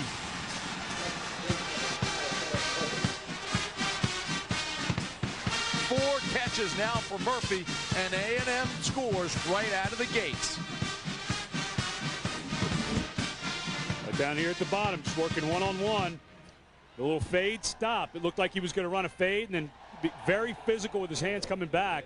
And we've seen every one of the A&M receivers and the tight end Porter make really tough catches, have to lay out and use great hands to bring it in. Extra point attempt is good. And with 11:07 to play in the 3rd period, Aggies with an impressive drive close the gap. It's 23-14, and Terrence Murphy is on fire.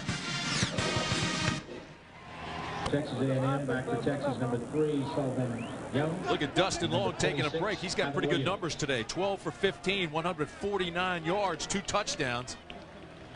Just tied the school record, but of course those 2 picks really helped the Longhorn. Gary Kubiak. And he tied Gary Kubiak as we take a look at our Chrysler passing playbook. That's a lot of P's in there. But Terrence Murphy goes, it looks like he's running the fade, and Rod Babers gets to his outside and then right away comes back to the inside. Watch the move by Murphy as he uses his hands to get inside of Babers, and Babers just got too far to the outside. He thought fade the whole way, and Murphy did a really nice job of fighting back to the inside, but just not great body position by Babers. Texas with 18 straight wins at home in a dogfight now. 11:01 to play in the third. Sims, first down, Texas. Three-step drop, throws a dart, has it complete. A pickup of 5. B.J. Johnson hit immediately after the catch. Sammy Davis, who was nicked up earlier, looks to be healthy again. Given a little bit of cushion now because of what happened earlier, the 75-yard touchdown by Roy Williams, the 44-yard touchdown by B.J. Johnson. And Mike Hankwitz, the defensive coordinator, a little sick of seeing guys in burnt orange jerseys running by his guys in white. After the mark, it sets up 2nd down and 6. Sims again. Same play. First down. To the 35-yard line goes Roy Williams. His 5th catch of the game. Well, and you're going to take what you got. And right now, A&M is playing way off of Roy Williams and B.J. Johnson. This is just a 6-yard hitch. You got Appel, the free safety. He's got to be up around the line of scrimmage because of the running game threat with Cedric Benson and Selvin Young. And that starts to give you the room you need on the outside just to start dinking and dunking your way down the field. Gain of 14. A&M, no question, concerned in their Texas quick strike ability, their big play capability. Want to keep everybody in front of them this half. Sims with a little longer drop this time, and overthrows, almost picked off. Should have been by Jackson. Appel had it in his hands and came off his chest plate. B.J. Johnson and Roy Williams were running mirrored routes, deep in cuts, and B.J. Johnson got smashed as he was coming out of his break, and that's why it looked like that ball was poorly thrown by Sims, but he was throwing it right on the spot where B.J. would have been if the defender had not run right into him. There's a flag at the 45-yard line. Wait to see what that is. Appel was he was on the Aggie scout team last year as a redshirt and impressed the coaches so much. He's now the starting safety. Pass interference, defense, 15-yard penalty, automatic first down. Well, R.C. Slocum was looking for an uncatchable ball, but B.J. Johnson was just knocked completely off of his route, so there's just no way that the officials could call uncatchable. First down, Longhorns at the 47-yard line.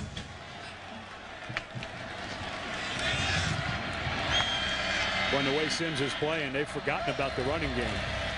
Here it is. Here's Benson. And Benson bulls his way down inside the 40. Gain of 7. They knew they were getting a special player, Mack Brown, when they brought Cedric Benson in last year. True freshman. He didn't start till about the 6th game of the year because they had to bring him along a little slowly, learn the entire offense. But he was a 3-time 5A player of the year in the state of Texas. And you heard R.C. talk about high school football in Texas. That's pretty darn impressive. Talk about long and how hot he is. Sims is 10 of 16. Texas just short of the first. Benson tripped up by Jasmine. But 10 of 16, 186 yards and 2 touchdowns for Sims. Pretty good ball game. You know, it's funny, yesterday when we were talking to Chris about this ball game, and he admitted he was a little bit nervous. You know, his last game, he's so aware of the things that have been said about him by the fans here. And, you know, you could sense he was a bit nervous that he really wanted to come out and just his last show at home, undefeated at home, go out on top. And he's really having a nice afternoon.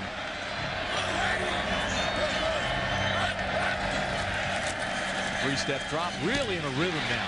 Throws complete to B.J. Johnson. You know, we were talking about the Aggies playing with a heavy heart today because of the death of Fales on Monday, but Texas too. Texas has the same type situation with Cole Pittman. You know, the defensive tackle was killed in a car accident last year on his way to join teammates for spring drills. University of Texas has kept his locker intact, and it'll stay that way until his eligibility is up. He would have been a senior this year. His parents were introduced during the pregame ceremonies on senior day, so Texas can certainly empathize with what the Aggies are going through. Here's the give to Selden Young. Let's go down to Sam. Well, Tim, joining me right now, it's Mark Pittman, Cole's father. A touching moment before the game. You were introduced along with the parents of the seniors. How did that make you feel to be part of that? Oh, it makes us feel wonderfully special. Texas has just been unbelievable in supporting the fact we couldn't have made it through this ordeal without them.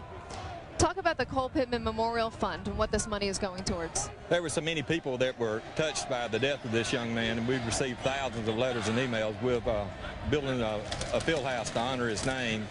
And then any funds that are left over, we're going to scholarship inner city kids to Evangel Christian Academy, where Cole went to school. It's a private institution. There's kids, you know, some kids can't afford to go.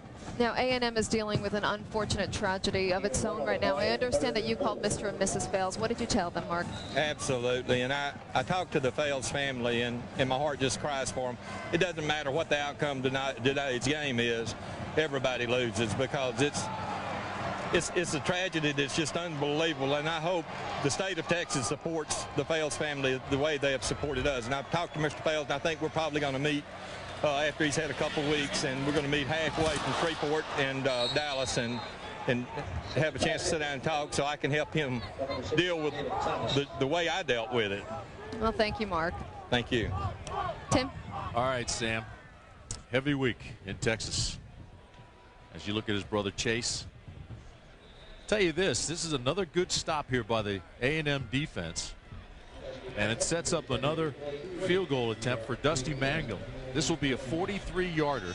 He's 4 of 6 from this distance. And A&M always very good at blocking kicks. They're overloaded to the left, trying to get the push. There you go. Aggies have it at the 47. Johnny Jolly with the block. Boy, Johnny Jolly just absolutely split right through the middle. A lot of times you try to come down and build a wall, but Jolly did a great job of getting narrow. You turn your shoulders to the side and got his big left hand up. And boy, the momentum is really starting to swing towards Texas A&M now. Jolly with a huge play. 7:06 remaining in the third, but here come the Aggies.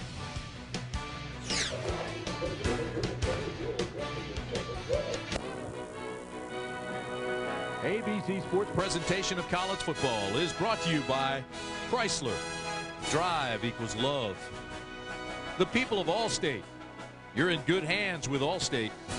And by Sprint. Introducing PCS Vision. Clearly a whole new way to look at wireless. Gorgeous day in Austin, Texas. Clouds now starting to come in. Perfect day for football on a Thanksgiving weekend. Mack Brown knowing that the tide has turned slightly. The momentum has switched to the other side, and that man, R.C. Slocum. The quarterback is Dustin Long, and he's been on fire. Instead, he gives to Farmer, and Farmer has nowhere to run. He'll lose yardage. Dakari Pearson was there. Great defense by the Longhorns. Well, I said there was an overload to the left side. There are 4 Aggies lined up, and they're going to rush basically these 2 gaps. And the center, Leffler, the snapper, has to get over there and try to help his guard, Will Winston. And Jolly splits them. That's such tough duty when you're the snapper. You get through the ball, and then Leffler's got to actually come up and try to get over there to help. But Jolly just did a really nice job of turning sideways and getting his left hand extended. Second down, and they need 14. They show blitz. They bring it with Griffin. They try to go over the top, and it's almost picked off. Pearson was going for the pick, but was upended. Dangerous pass by Long. Yeah, he laid this one up there, and it all started with Rod Babers. Boy, Babers struggled a little bit earlier. He gave up that touchdown to Murphy, but when he gets physical, he's such a confident cornerback, and he just jammed Bethel Johnson. And Johnson, a little payback. You know, usually those receivers are the ones who have to fly around and take shots that make them flip around. Unenviable situation right now for the offense. Third and forever. Almost picked off again. Byron Pickroll got his hand on it. Love Brian Pickroll. Carl Reese's Corey Redding looks a little banged up. Don't expect him not to be back in this game, but Carl Reese was talking about Brian Pickroll and said this guy, he's 210 pounds, just a little, they call him the rubber band man. He never gets knocked off his feet. And he's just such an athletic guy, they have to have him on the field. Cody Skates comes on to punt. He ranks 9th nationally, 2nd in the conference. Averages well over 40 yards a punt. Vasher will look at this one inside the 10, fielded at the 5. Vasher taken down at the 14. So a 53-yard punt and a return of 9. But I mean to tell you, Cody Skates can some kind of boom the football. 5:56 to play the third. We've got a ball game.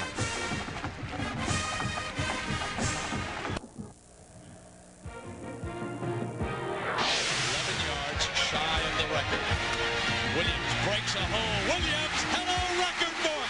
Ricky Williams runs to the Hall of Fame. Cuts back. Ricky Williams, touchdown. November 27th, 1998. Texas went on to beat A&M 26-24. Ricky Williams rushed for 259 yards to break Tony Dorsett's record. Terrific performance. First down, Texas. Selvin Young the setback. Sims gives it to Young. Picks up 2. Marcus Jasmine makes the tackle.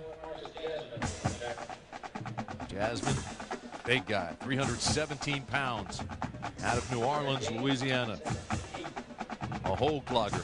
That run by Ricky Williams in that game in '98 to upset number 5 A&M. It might be my favorite play all time in college football. It just puts such an exclamation point on a Heisman Trophy campaign, a guy who so richly deserved that award. Thomas and Johnson to the bottom of the screen. Williams to the top. Second down. Reload. They've got the first down. Thomas was tagged after the catch, but moved the chains. There's been something in the water in Austin, Texas that has been affecting hamstrings during this season. Sloan Thomas, along with Roy Williams, a guy who has not been 100%,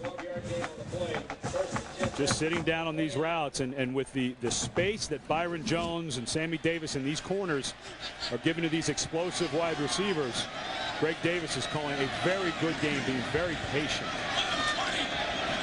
First down for Sims. Strike to Thomas again. His third catch, and they move the ball to the 48-yard line. That'll bring some smiles. Once again, just an inside release.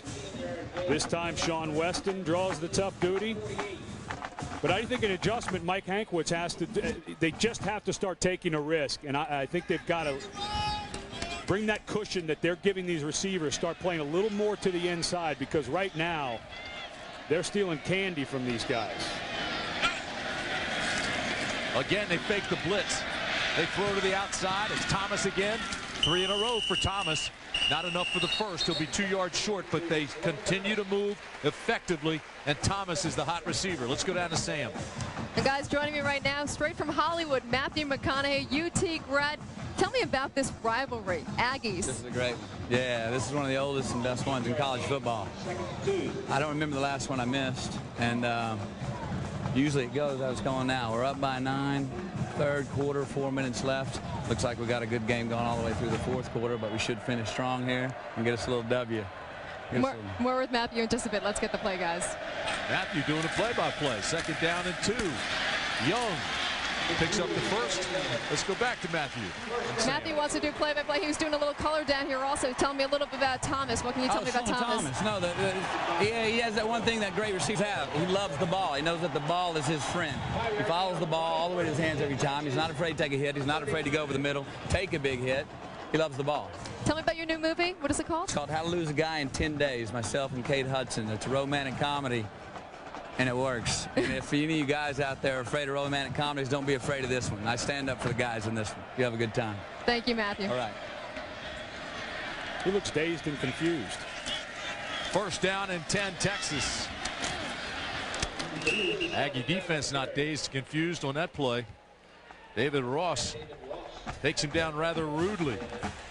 Ross, 270-pounder, Young just 190.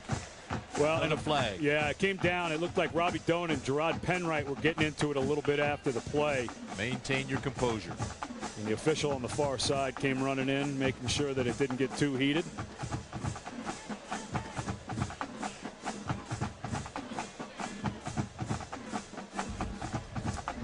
Dead ball, personal fouls on both teams. They wipe out.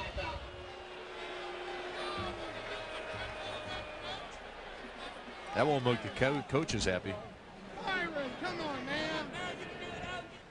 Well, that's one of those no harm, no fouls. Personal foul, both of them jawing at each other. I think the officials just throw it to maintain control. Cedric Benson comes back in for Texas on 2nd down and 7.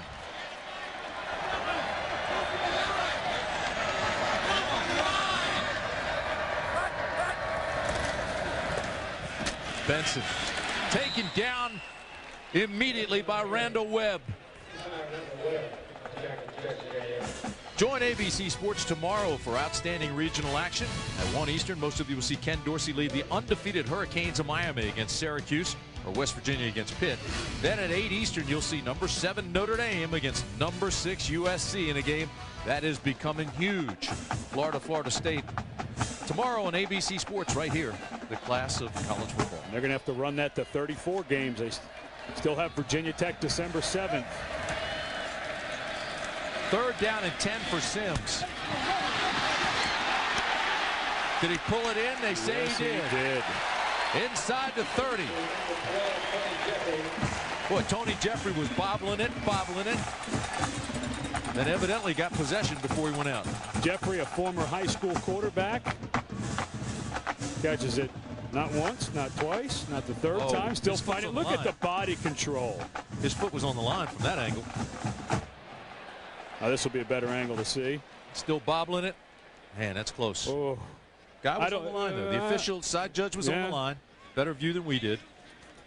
Let's see if he had control of it. I think that's the key. Watch this left foot. No, that's in bounds. He's dragging. It's a good catch. Boy, that's a catch in the NFL, too. Yep. Drug that right foot. Good catch, good call.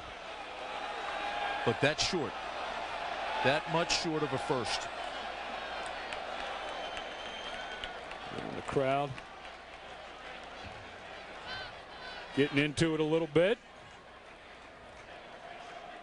Well, that's Jeffrey's 11th catch of the year, but you wonder why he's not used more after a catch like that. That is special. I got 3 reasons. Yeah, you're right. Sloan, BJ, and Roy.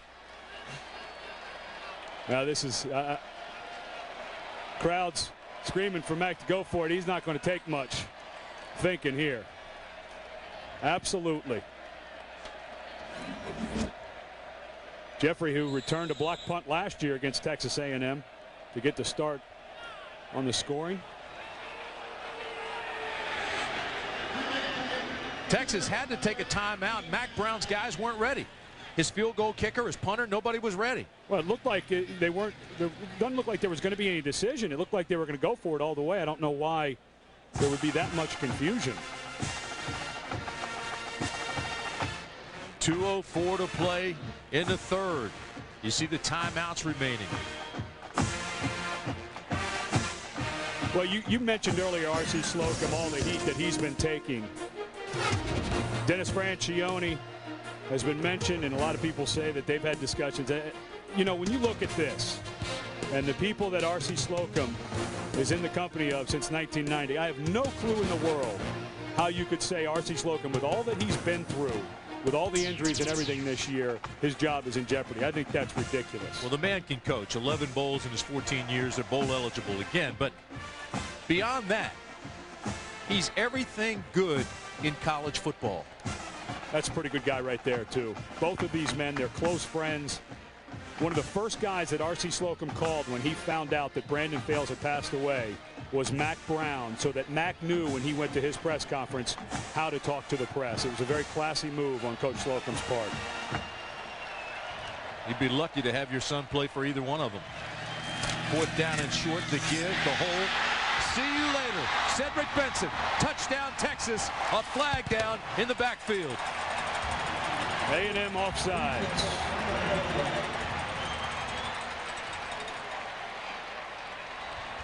Just an explosion by Cedric Benson, and it's declined by the Longhorns. A 30-yard touchdown. His 11th of the year.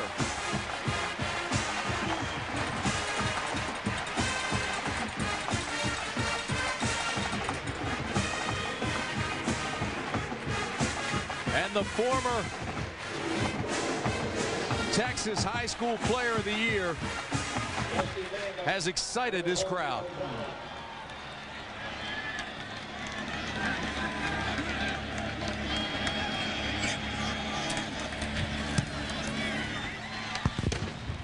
Add one more, and it's 30-14 Texas. Well, you got Matt Trissel playing in his last ball game at the fullback spot right here. He is a sensational blocker. He hasn't run the ball one time this year, but as the linebacker came up to fill, Trissel just absolutely buries him. And Benson had the easy part. All the hard work was done. That hole just opened. There's nobody in the screen in that hole. What a great block by Brock Edwards. Actually took 2 guys out of the play. Watch the right end. Woo. Oh, yes, he absolutely sealed them off and turned them out. Yeah, that's the whole key. You don't always have to move them vertically. It's just as important to move them horizontally down the line. You know, when you talk to Cedric Benson, as you look at his numbers, his hero growing up was Barry Sanders, but he says the biggest influence on his football career was Ricky Williams, and he continues to move up the charts. Biggest influence on his hairdo as well. Boy, but you're right. Brock Edwards and Matt Trissel made that play go. Edwards knocked his guy 4 yards off the ball. Nice return, brings it out to the 34-yard line.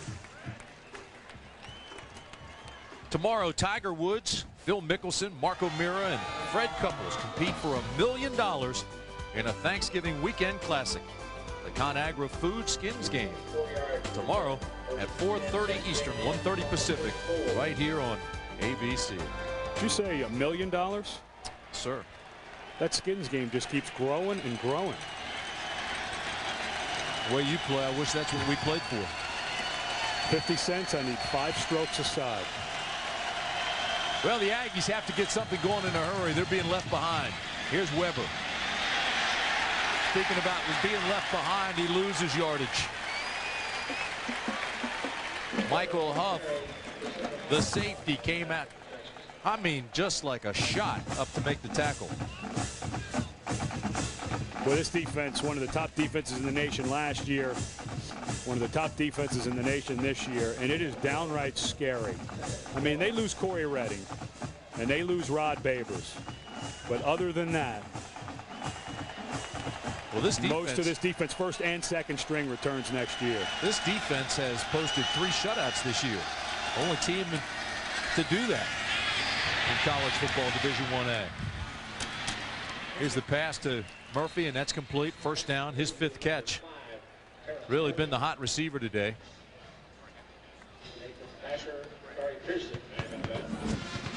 This is a really good crew of receivers. Nathan Vasher playing in his zone. He's got underneath. Just find that little spot in there. And A&M's been able to move the ball. Just little mistakes. They've hurt themselves. All those turnovers early. But Kevin Sumlin, the wide receivers coach and the play caller, he's called a pretty good ball game. This is Farmer. Across midfield into Texas territory. Again, Michael Huff is there to make the tackle. Very talented safety, but Farmer slipped through a hole that didn't exist. He's got that little burst, doesn't he? He had the really bad hyperextended knee last year. His shoulder's been bothering him all season long. He missed 2 ball games and most of the Missouri game. But he can really, once he finds that little seam, he gets in it awfully quick. On second down, long throws complete to Terrence Thomas, but he's not going to have enough for the first. He gets a pretty good mark, but should be about a yard short. Actually gets a great mark. He's close. Good pressure that time by Corey Redding on long, but he still got a strike off. You know, from this angle, it doesn't look like he's got it. And if I'm R.C. Slocum and if I'm talking to Kevin Sumlin, the offensive coordinator, if we don't pick this up, I think it's take a shot time, 3rd and short, because you're on the positive side of the field. It's 30-14. This is that part of the game where you've got to start thinking about taking some risks. That far.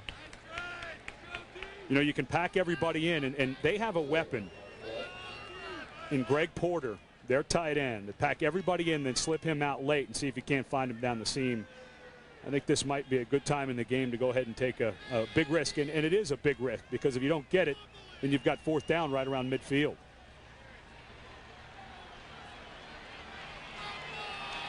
Well, here we go. They go with heavy formation. Send Taylor to the top of the screen and Bethel Johnson to the bottom. Out of the eye, right side. Oh, I don't know. Wow. Joe Weber got up to the line of scrimmage and then got tattooed.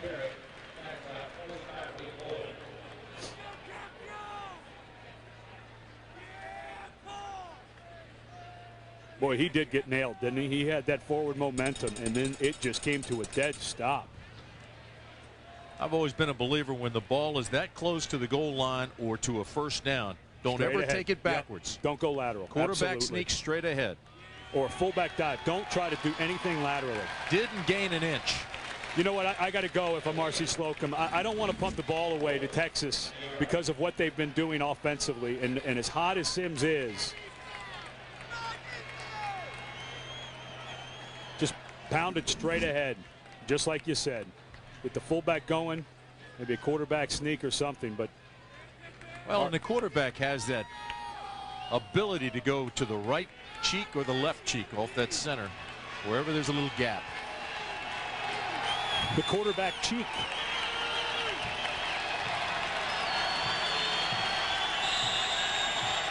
All right, enough horseplay. It's 4th down and short.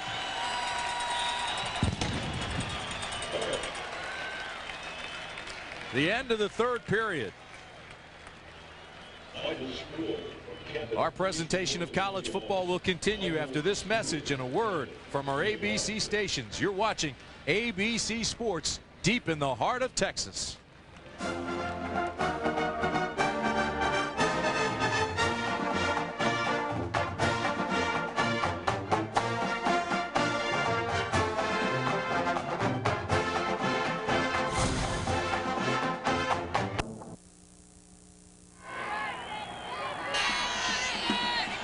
Put another log on the fire. We're all set for the final 15. 30-14, Texas. 4th down and short for the Aggies. Quarterback sneak. He should have it depending on the mark, and it looks like they're going to give him the proper mark. Or will they? Well, They had him on the 45, and then they moved it back. Boy, the linesman came in, and I didn't like where he put his foot down. Oh, he didn't get a good mark at all. No, not at all. Boy, it really looked like the surge of that offensive line was plenty to pick up the 1st down. That's unbelievable. I still think he got it, though. Side judge actually ran down the line like that, and we got near the ball, moved inside the line. Yeah, it looked like he was going to put his foot right on the stripe. This is going to be close. It up. I think he got it. I don't know. I mean, just barely. The Longhorns defense started celebrating. Look at RC. O.J. McClintock's out there. He started going nuts. Whew. It looks to me from right away that they got it. Well, I don't know. Maybe that was the right spot. He didn't extend that ball all the way out to the 45-yard line. See the time remaining in the game. Aggies need to score badly. Now the right tackle flinched. Alan Ruber. When you're 6'6", 302, there's no hiding. There's no Prior hiding to the in snap, football. false start on the offense. It'll be a 5-yard penalty and remain first down.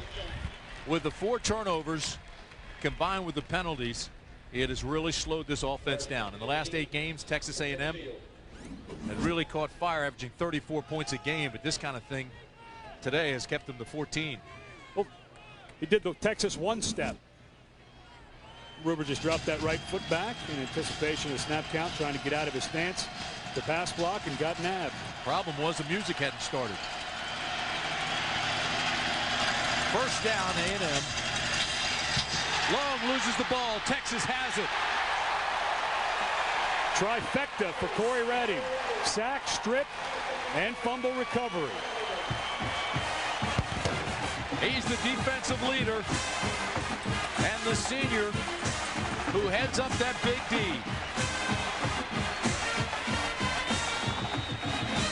Boy, and it's just, he's been playing so relentlessly the last 6 weeks.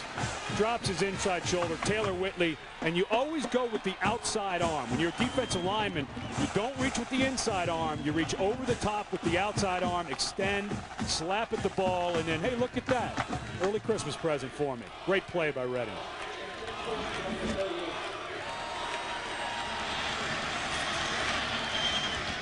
First down, Texas. Play action. Trying to make him pay right away. Wide open. Williams. Touchdown, Texas. Roy Williams.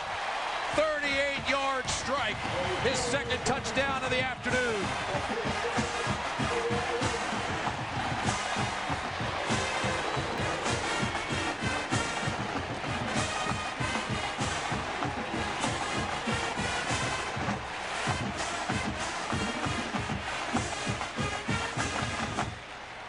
Hugging Corey Redding, saying that touchdown belongs to you.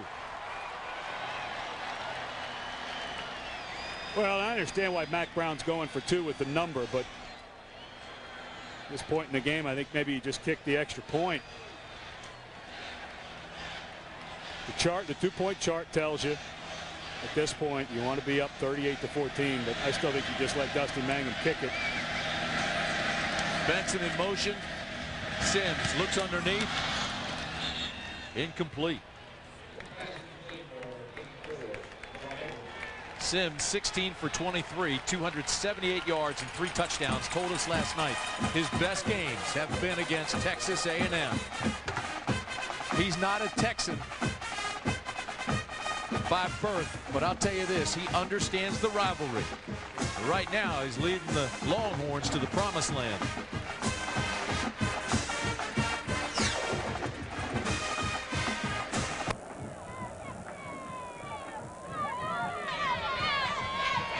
Texas taking a commanding lead, 36-14. It's time to go Hollywood.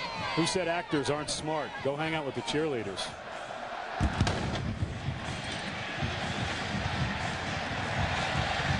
Touchback, bring it out to the 20. Well,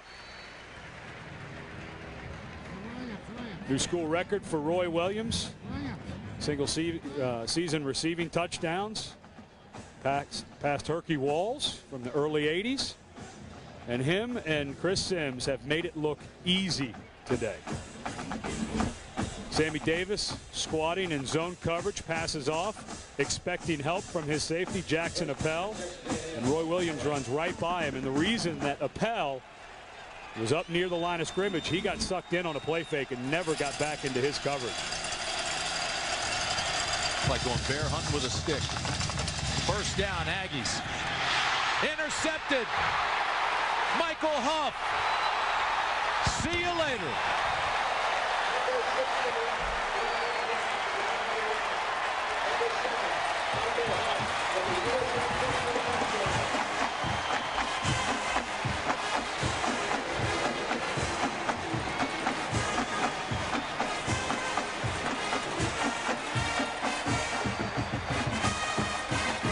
Texas leads the Big 12, ranks 8th in the country in pass defense, and now you can see why.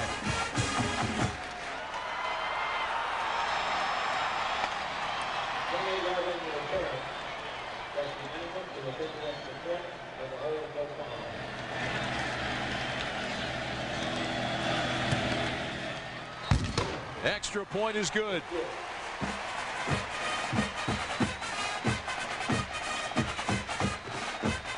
.53 to play, and it's 43-14. And Texas has busted this one wide open. Defensive secondary for Texas is so good and so deep. Michael Huff, a backup safety. And that ball came out awful wobbly because Dustin Long was getting knocked to the ground right as he let it go. And how many balls have we seen today that get tapped around? We saw Tony Jeffrey do it a little while ago on offense, but Huff and Dakari Pearson, balls floating around in the air, make really good plays, just doing the old tip drill, but both those guys tipped it to themselves. What a break he got on the ball. He was watching the eyes of Texas the whole A&M. way. Oh, yes, he was. I just got your play on words. Sorry. 6 turnovers for the Aggies, 3 interceptions and 3 fumbles.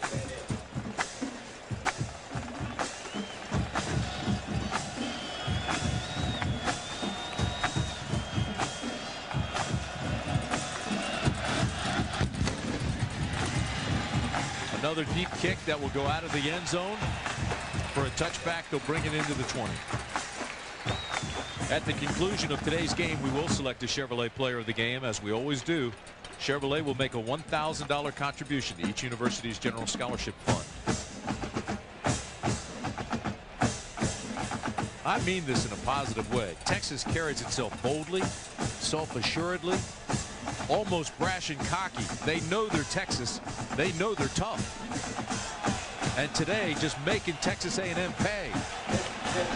Well, and the thing that's going to happen in the next couple of years with the talent that Mack Brown and his staff continue to bring in, they're going to get over that hump. They're going to get over the Oklahoma hump. They're going to get over the hump of winning the big games, tough games on the road. It's just bound to happen. And then it's going to be conference championship on top of conference championship, and they're going to be in the national title hunt every year for a long time. Coming up next, Big 12 North champs Colorado take on Jamal Lord and the Huskers, who are out to avenge last year's loss. That's coming up next right here on ABC Sports, the class of college football. So get out the leftovers, keep that fire roaring, settle in for what should be a pretty good ball game. Boy, and you got to think Nebraska would like a little bit of revenge after what Colorado did to them last year. 2nd down and 7. Sacked. Lee Jackson with his 5th sack of the year. Lee Jackson, who played strong safety his first 3 years here, put on a little bit of weight this offseason. He missed the better part of 2 years. Coming on the outside blitz. And Ruber just not fast enough to keep up with the former safety. Runs right by him. Senior having a nice, making a big play on his last game at home.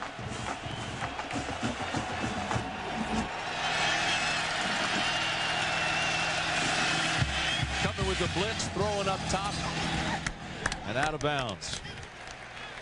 You feel so much empathy, not only for Dustin Long, but everybody on that Texas A&M sideline. The death of a teammate on Monday, knowing you have to come play your rival. Tomorrow is the funeral for Brandon Fales, the young 18-year-old defensive lineman who passed away Monday. It's just a very difficult time for the Aggies. They've got nothing to be embarrassed about, though. They're playing a very hot Texas team. They've come out with great effort. Just the ball has too many turnovers, too many big plays for Texas defensively. So once again, Texas will start with great field position after a 27-yard punt. They'll have it in Aggie territory. 12-11 still to play.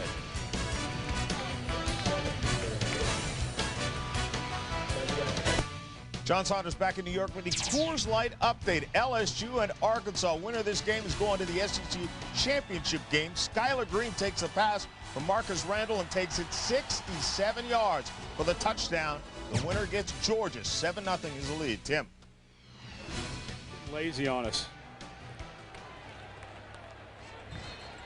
Well, I don't blame you right now. They're starting to put you to sleep. Texas scoring all these points. A&M trying to climb back in, but running out of time. 12-11 to play. And Longhorn fans know that Texas has extended this thing to 43-14, and R.C. Slocum is up against it.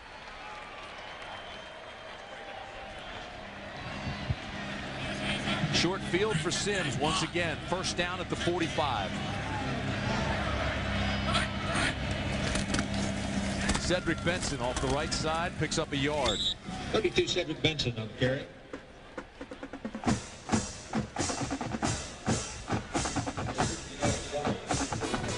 ABC Sports presentation of college football is brought to you by Chevy Trucks, the most dependable, longest lasting trucks on the road. By AIG Insurance, financial services, and the freedom to dare. And by Pepsi Blue, a fusion of berries with a splash of cola. It's a blue thing. Even Bevo looks a little bit tired and bored right now. He could use a shot of that caffeine. Cedric Benson. Benson on the carry. Another tough yard. Marcus Jasmine makes the tackle along with Archie McDaniel.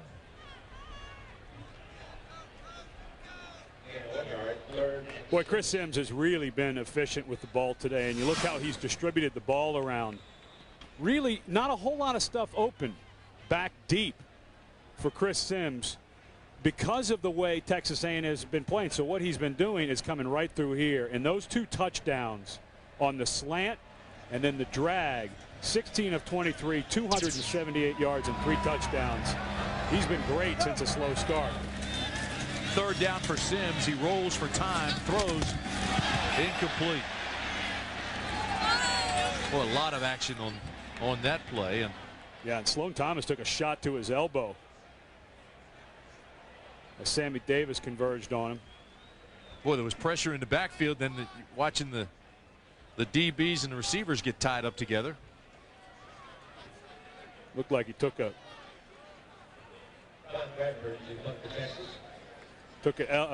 Sammy Davis flying in there. It looked like his helmet hit right on the forearm of Sloan Thomas. Low snap, little pooch punt.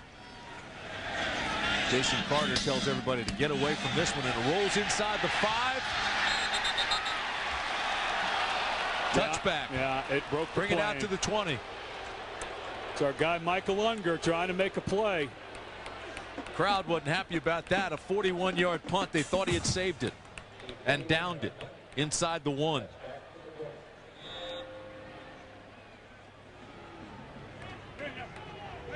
.10:29 to play. Right now, it's all Longhorns. But the Aggies got a break there.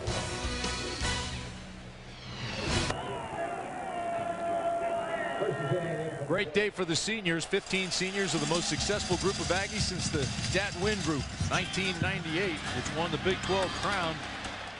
But they're going to go down in defeat here today to the Longhorn senior pack. Now we'll take a look at the Pacific Life game summary. Things were looking pretty good when Terrence Murphy hauled in this touchdown, and then Cedric Benson runs through a gaping hole. And then Roy Williams runs right by the free safety Jackson Appel. Chris Sims having a wonderful day. And then, of course, the defense wants to get involved as Michael Huff tip-taps one to himself and strolls on in for 7. All the seniors contributing big today. Long has the completion, but Terrence Thomas not sure that it was worth it. Pick up 4 yards. 3 yards on the play. I wonder if he's got that bumper sticker, Chris Sims, that says, I wasn't born in Texas, but I got here as fast as I could.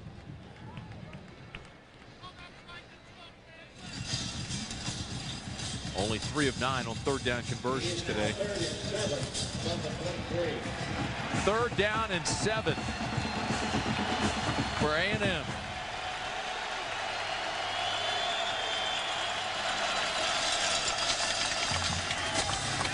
Outside they go to Greg Porter, short of the first down. Talked about a lot of the distractions and certainly the death of Brandon Fales earlier in the week. But also a distraction has been all the talk about R.C. Slocum's future, and I asked him about the rumors of a coaching change. People express disappointment in different ways.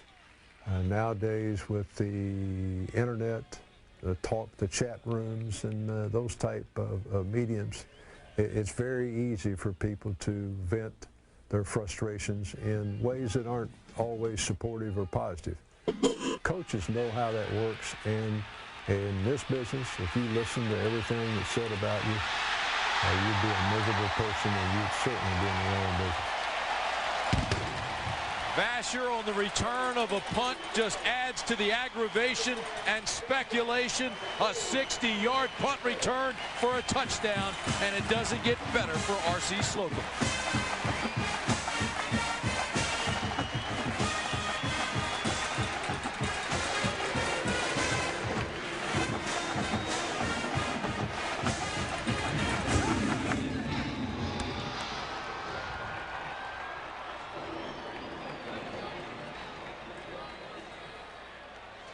Wow. Wow is right, and that's the first punt return for a touchdown since about middle of the year for Nathan Vasher. He was an all Big 12 return man because he was so good. He had a bad ankle. He hurt it against UNC, banged it up a little bit again last week against Texas Tech. He found the wall, and it was bye-bye awfully quickly. Prior to the snap, delay of game by Texas penalty. moves him back. Try.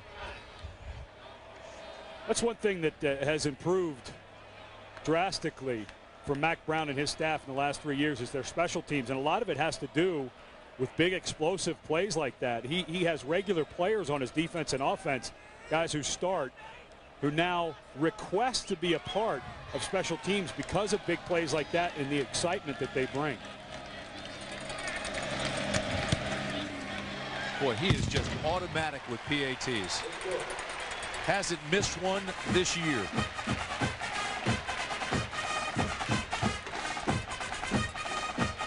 Well, when you got a wall set up, you got to get to it as a punt returner. Nathan Vasher, a good punt. Overrun. A couple of guys from Texas A&M. You work all the time about coming to balance, getting over the whole part of your foot, not up on the balls when you get near a guy like Nathan Vasher.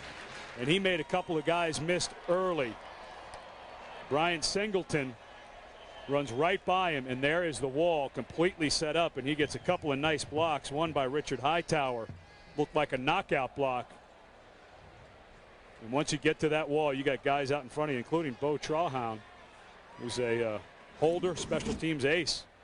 Mack Brown. We talked about Vasher earlier. We said, boy, wouldn't it be nice to see him get a chance at least to return. Very confident and gifted athlete. One of the nation's best, certainly at corner cover. 7 interceptions last year, 4 picks this year. And as a return guy, you can see his burst.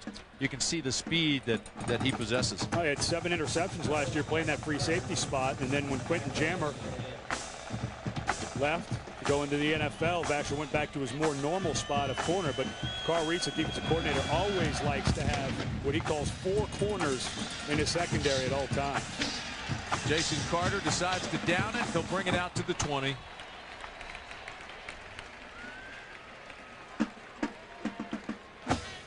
"27 straight points by Texas. And if they had it, right now would be the time to execute it, the mercy rule.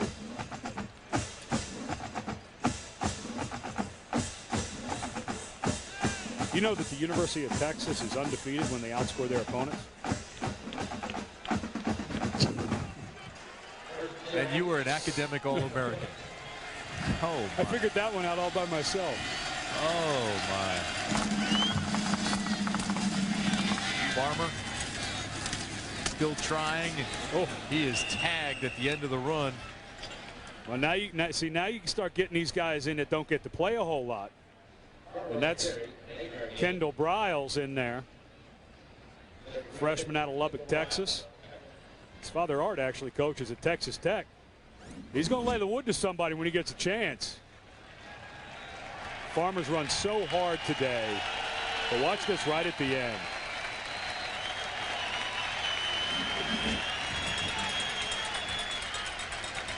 Larry Dibbles also checks in now at defensive tackle. He's a big young kid.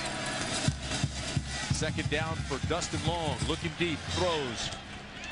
Has the completion to Terrence Thomas up near midfield.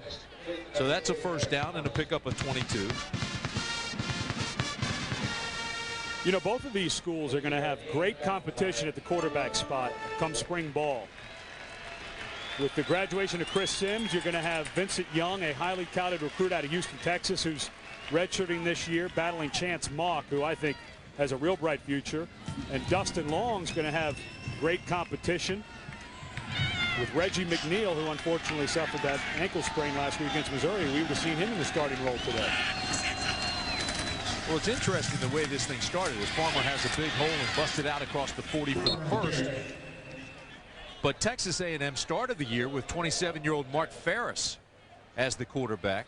And as you mentioned, Reggie McNeil, the true freshman, certainly has had his opportunities this year. And then in between comes Dustin Long, who has just a rifle hanging from his shoulder.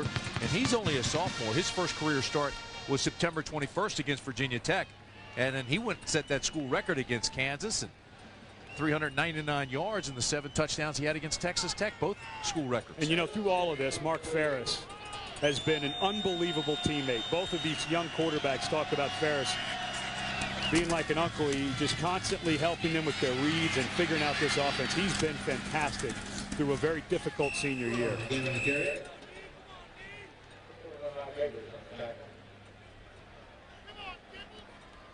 Another first down for A&M. 6:54 remaining in the ball game. There goes Dibbles. Look at Larry Dibbles, and he wears number 1. Big defensive tackle. You talk about 1 being the loneliest number. That number looks minuscule on his big body. And when you go recruit linemen, or when NFL scouts are looking at linemen, the first part of their body they look at is the rear end. He's 6'4", gifted. 290. He's gifted in the backdoor department. Fleming with his first carry gets back to the line of scrimmage, and then he's tagged by Derek Johnson.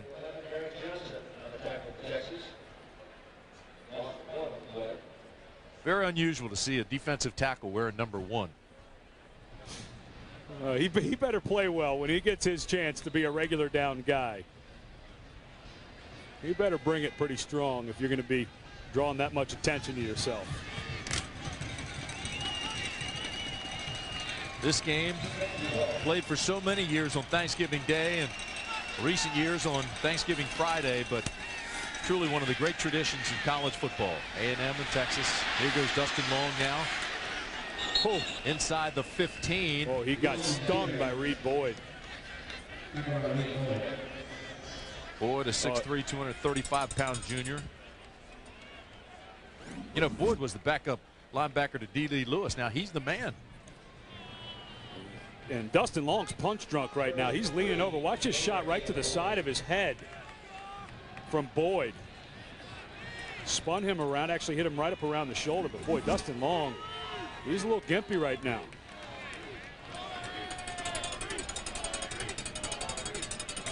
Going to try to. I think the officials are going to make him go out of play. Yeah. Well, you know, it looked like his left leg got a little caught under him too. So he will go out for a play, and Jason Carter comes in. Jason Carter, a 6', 190-pound sophomore from Caldwell, Texas, has not had much playing time at all. I wonder why Mark Ferris wouldn't come into the game, the senior we were just talking about. Here's pressure.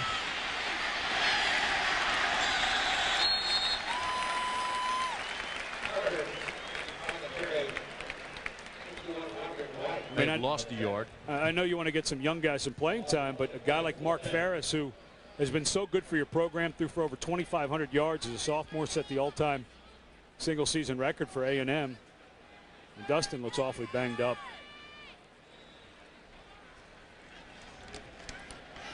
So they leave Jason Carter in again. It'll be 4th down for the Aggies. They need 4. The young quarterback's up against it. He's going to be looking for number 44. Avoids the rush. Takes it around the corner, has the first, and scores a touchdown. How about that? Jason Carter comes into the ball game and makes a spectacular play. 15-yard touchdown run.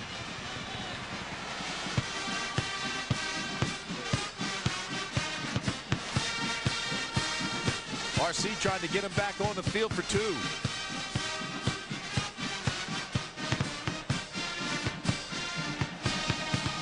That was pretty impressive. He showed a burst around that corner. Yeah, he sure did.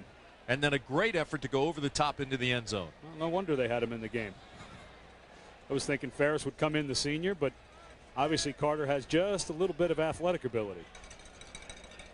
Terrific effort down that sidelines, especially at the goal line.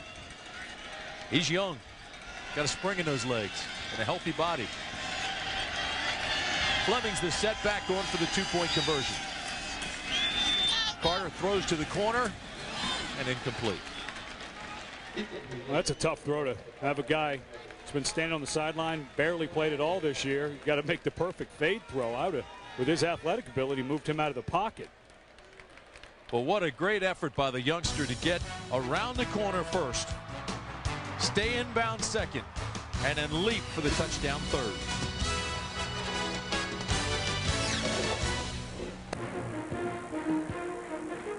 Folks, we take you back to the window of time. Texas 57, A&M 28 in 1977. Who was the running back? Earl Campbell. That's who rushed for 222 yards and 4 touchdowns. Texas earned a trip to the Cotton Bowl and the league title with a victory against the Aggies. But what a day. 222 yards, 4 scores for Earl Campbell, November 26th, 1977.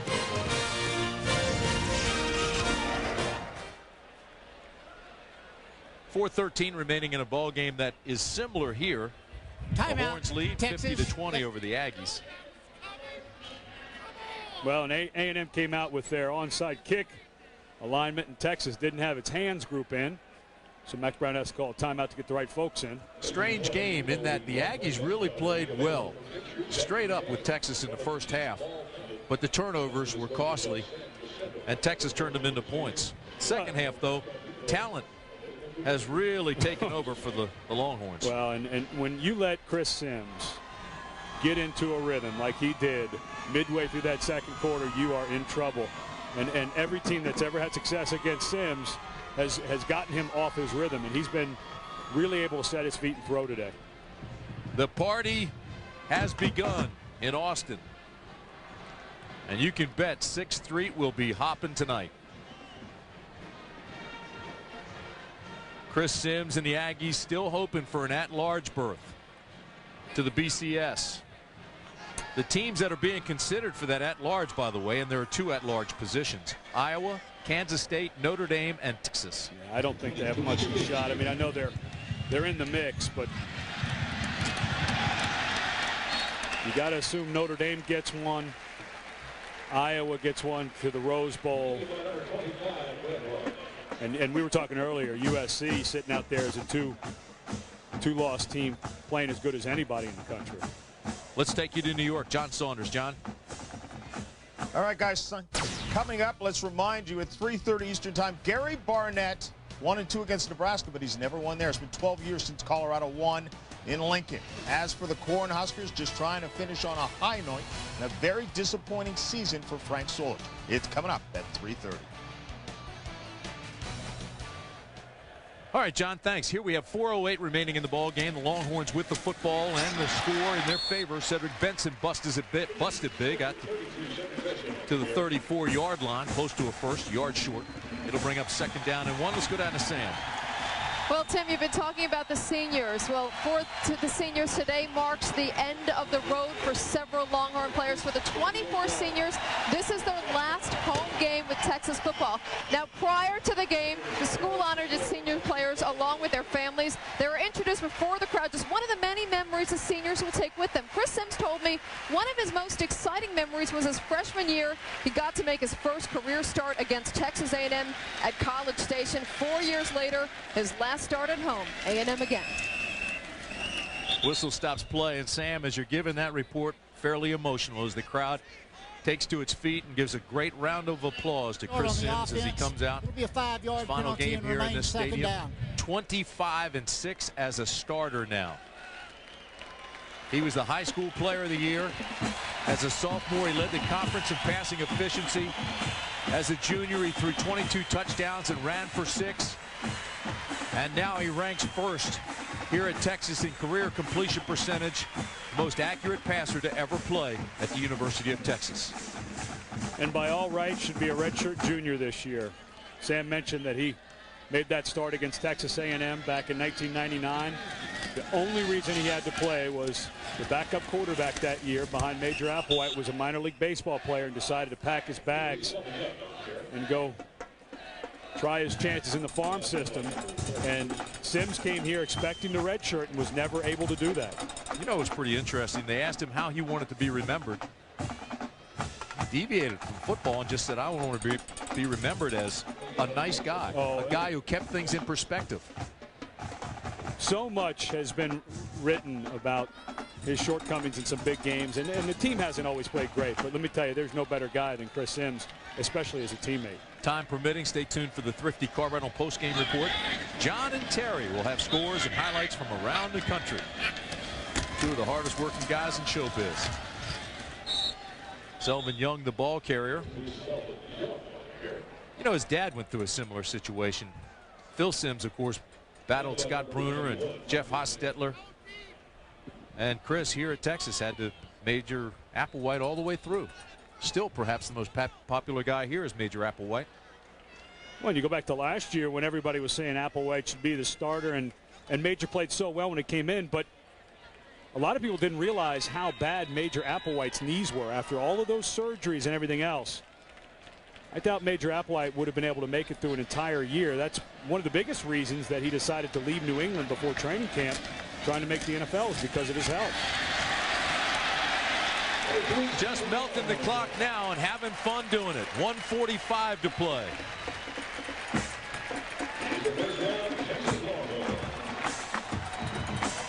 Well, the executive producer of ABC Sports is Howard Katz. Senior producer of ABC Sports, Bob Toms. Coordinating producer of college football is Bobby Goodrich. Today's game produced by Chris Pfeiffer. Directed by David Kiviat. Associate producer Chris Watt. Associate director Dick Ellis. Our studio show produced by Tim Weinkauf and directed by Calvin Haywood. The TD, Kevin Bierman, I'm sorry, Kevin. Our technical director is Beth Tura. Assistant to the producer Kirk Thomas and Tom Self. And director of production is Mark Loomis. Kudos to all on this Thanksgiving weekend.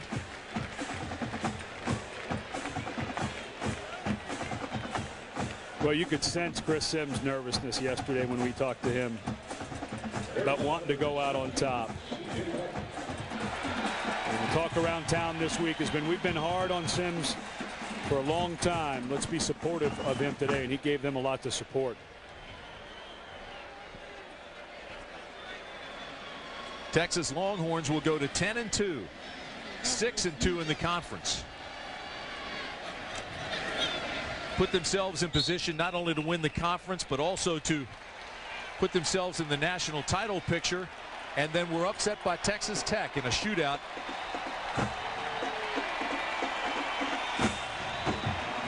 As emotions begin to flare, Mac Brown was telling us this is a game of respect, but you can't take away the emotions.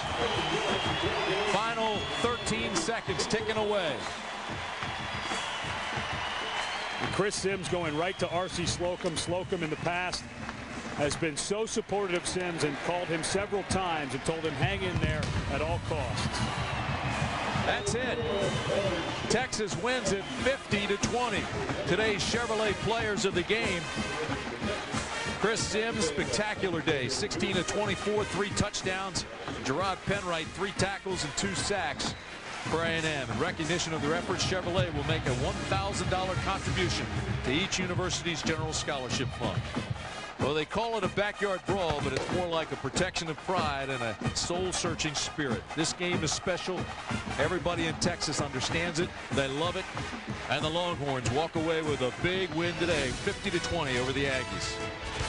ABC Sports is online at ESPN.com. Keyword ABC Sports. Coming up next, our college football doubleheader continues as Big 12 North champs Colorado take on Nebraska. For Ed Cunningham and Sam Ryan, I'm Tim Brandt saying so long from the University of Texas campus in Austin, Texas. Happy Thanksgiving, everybody.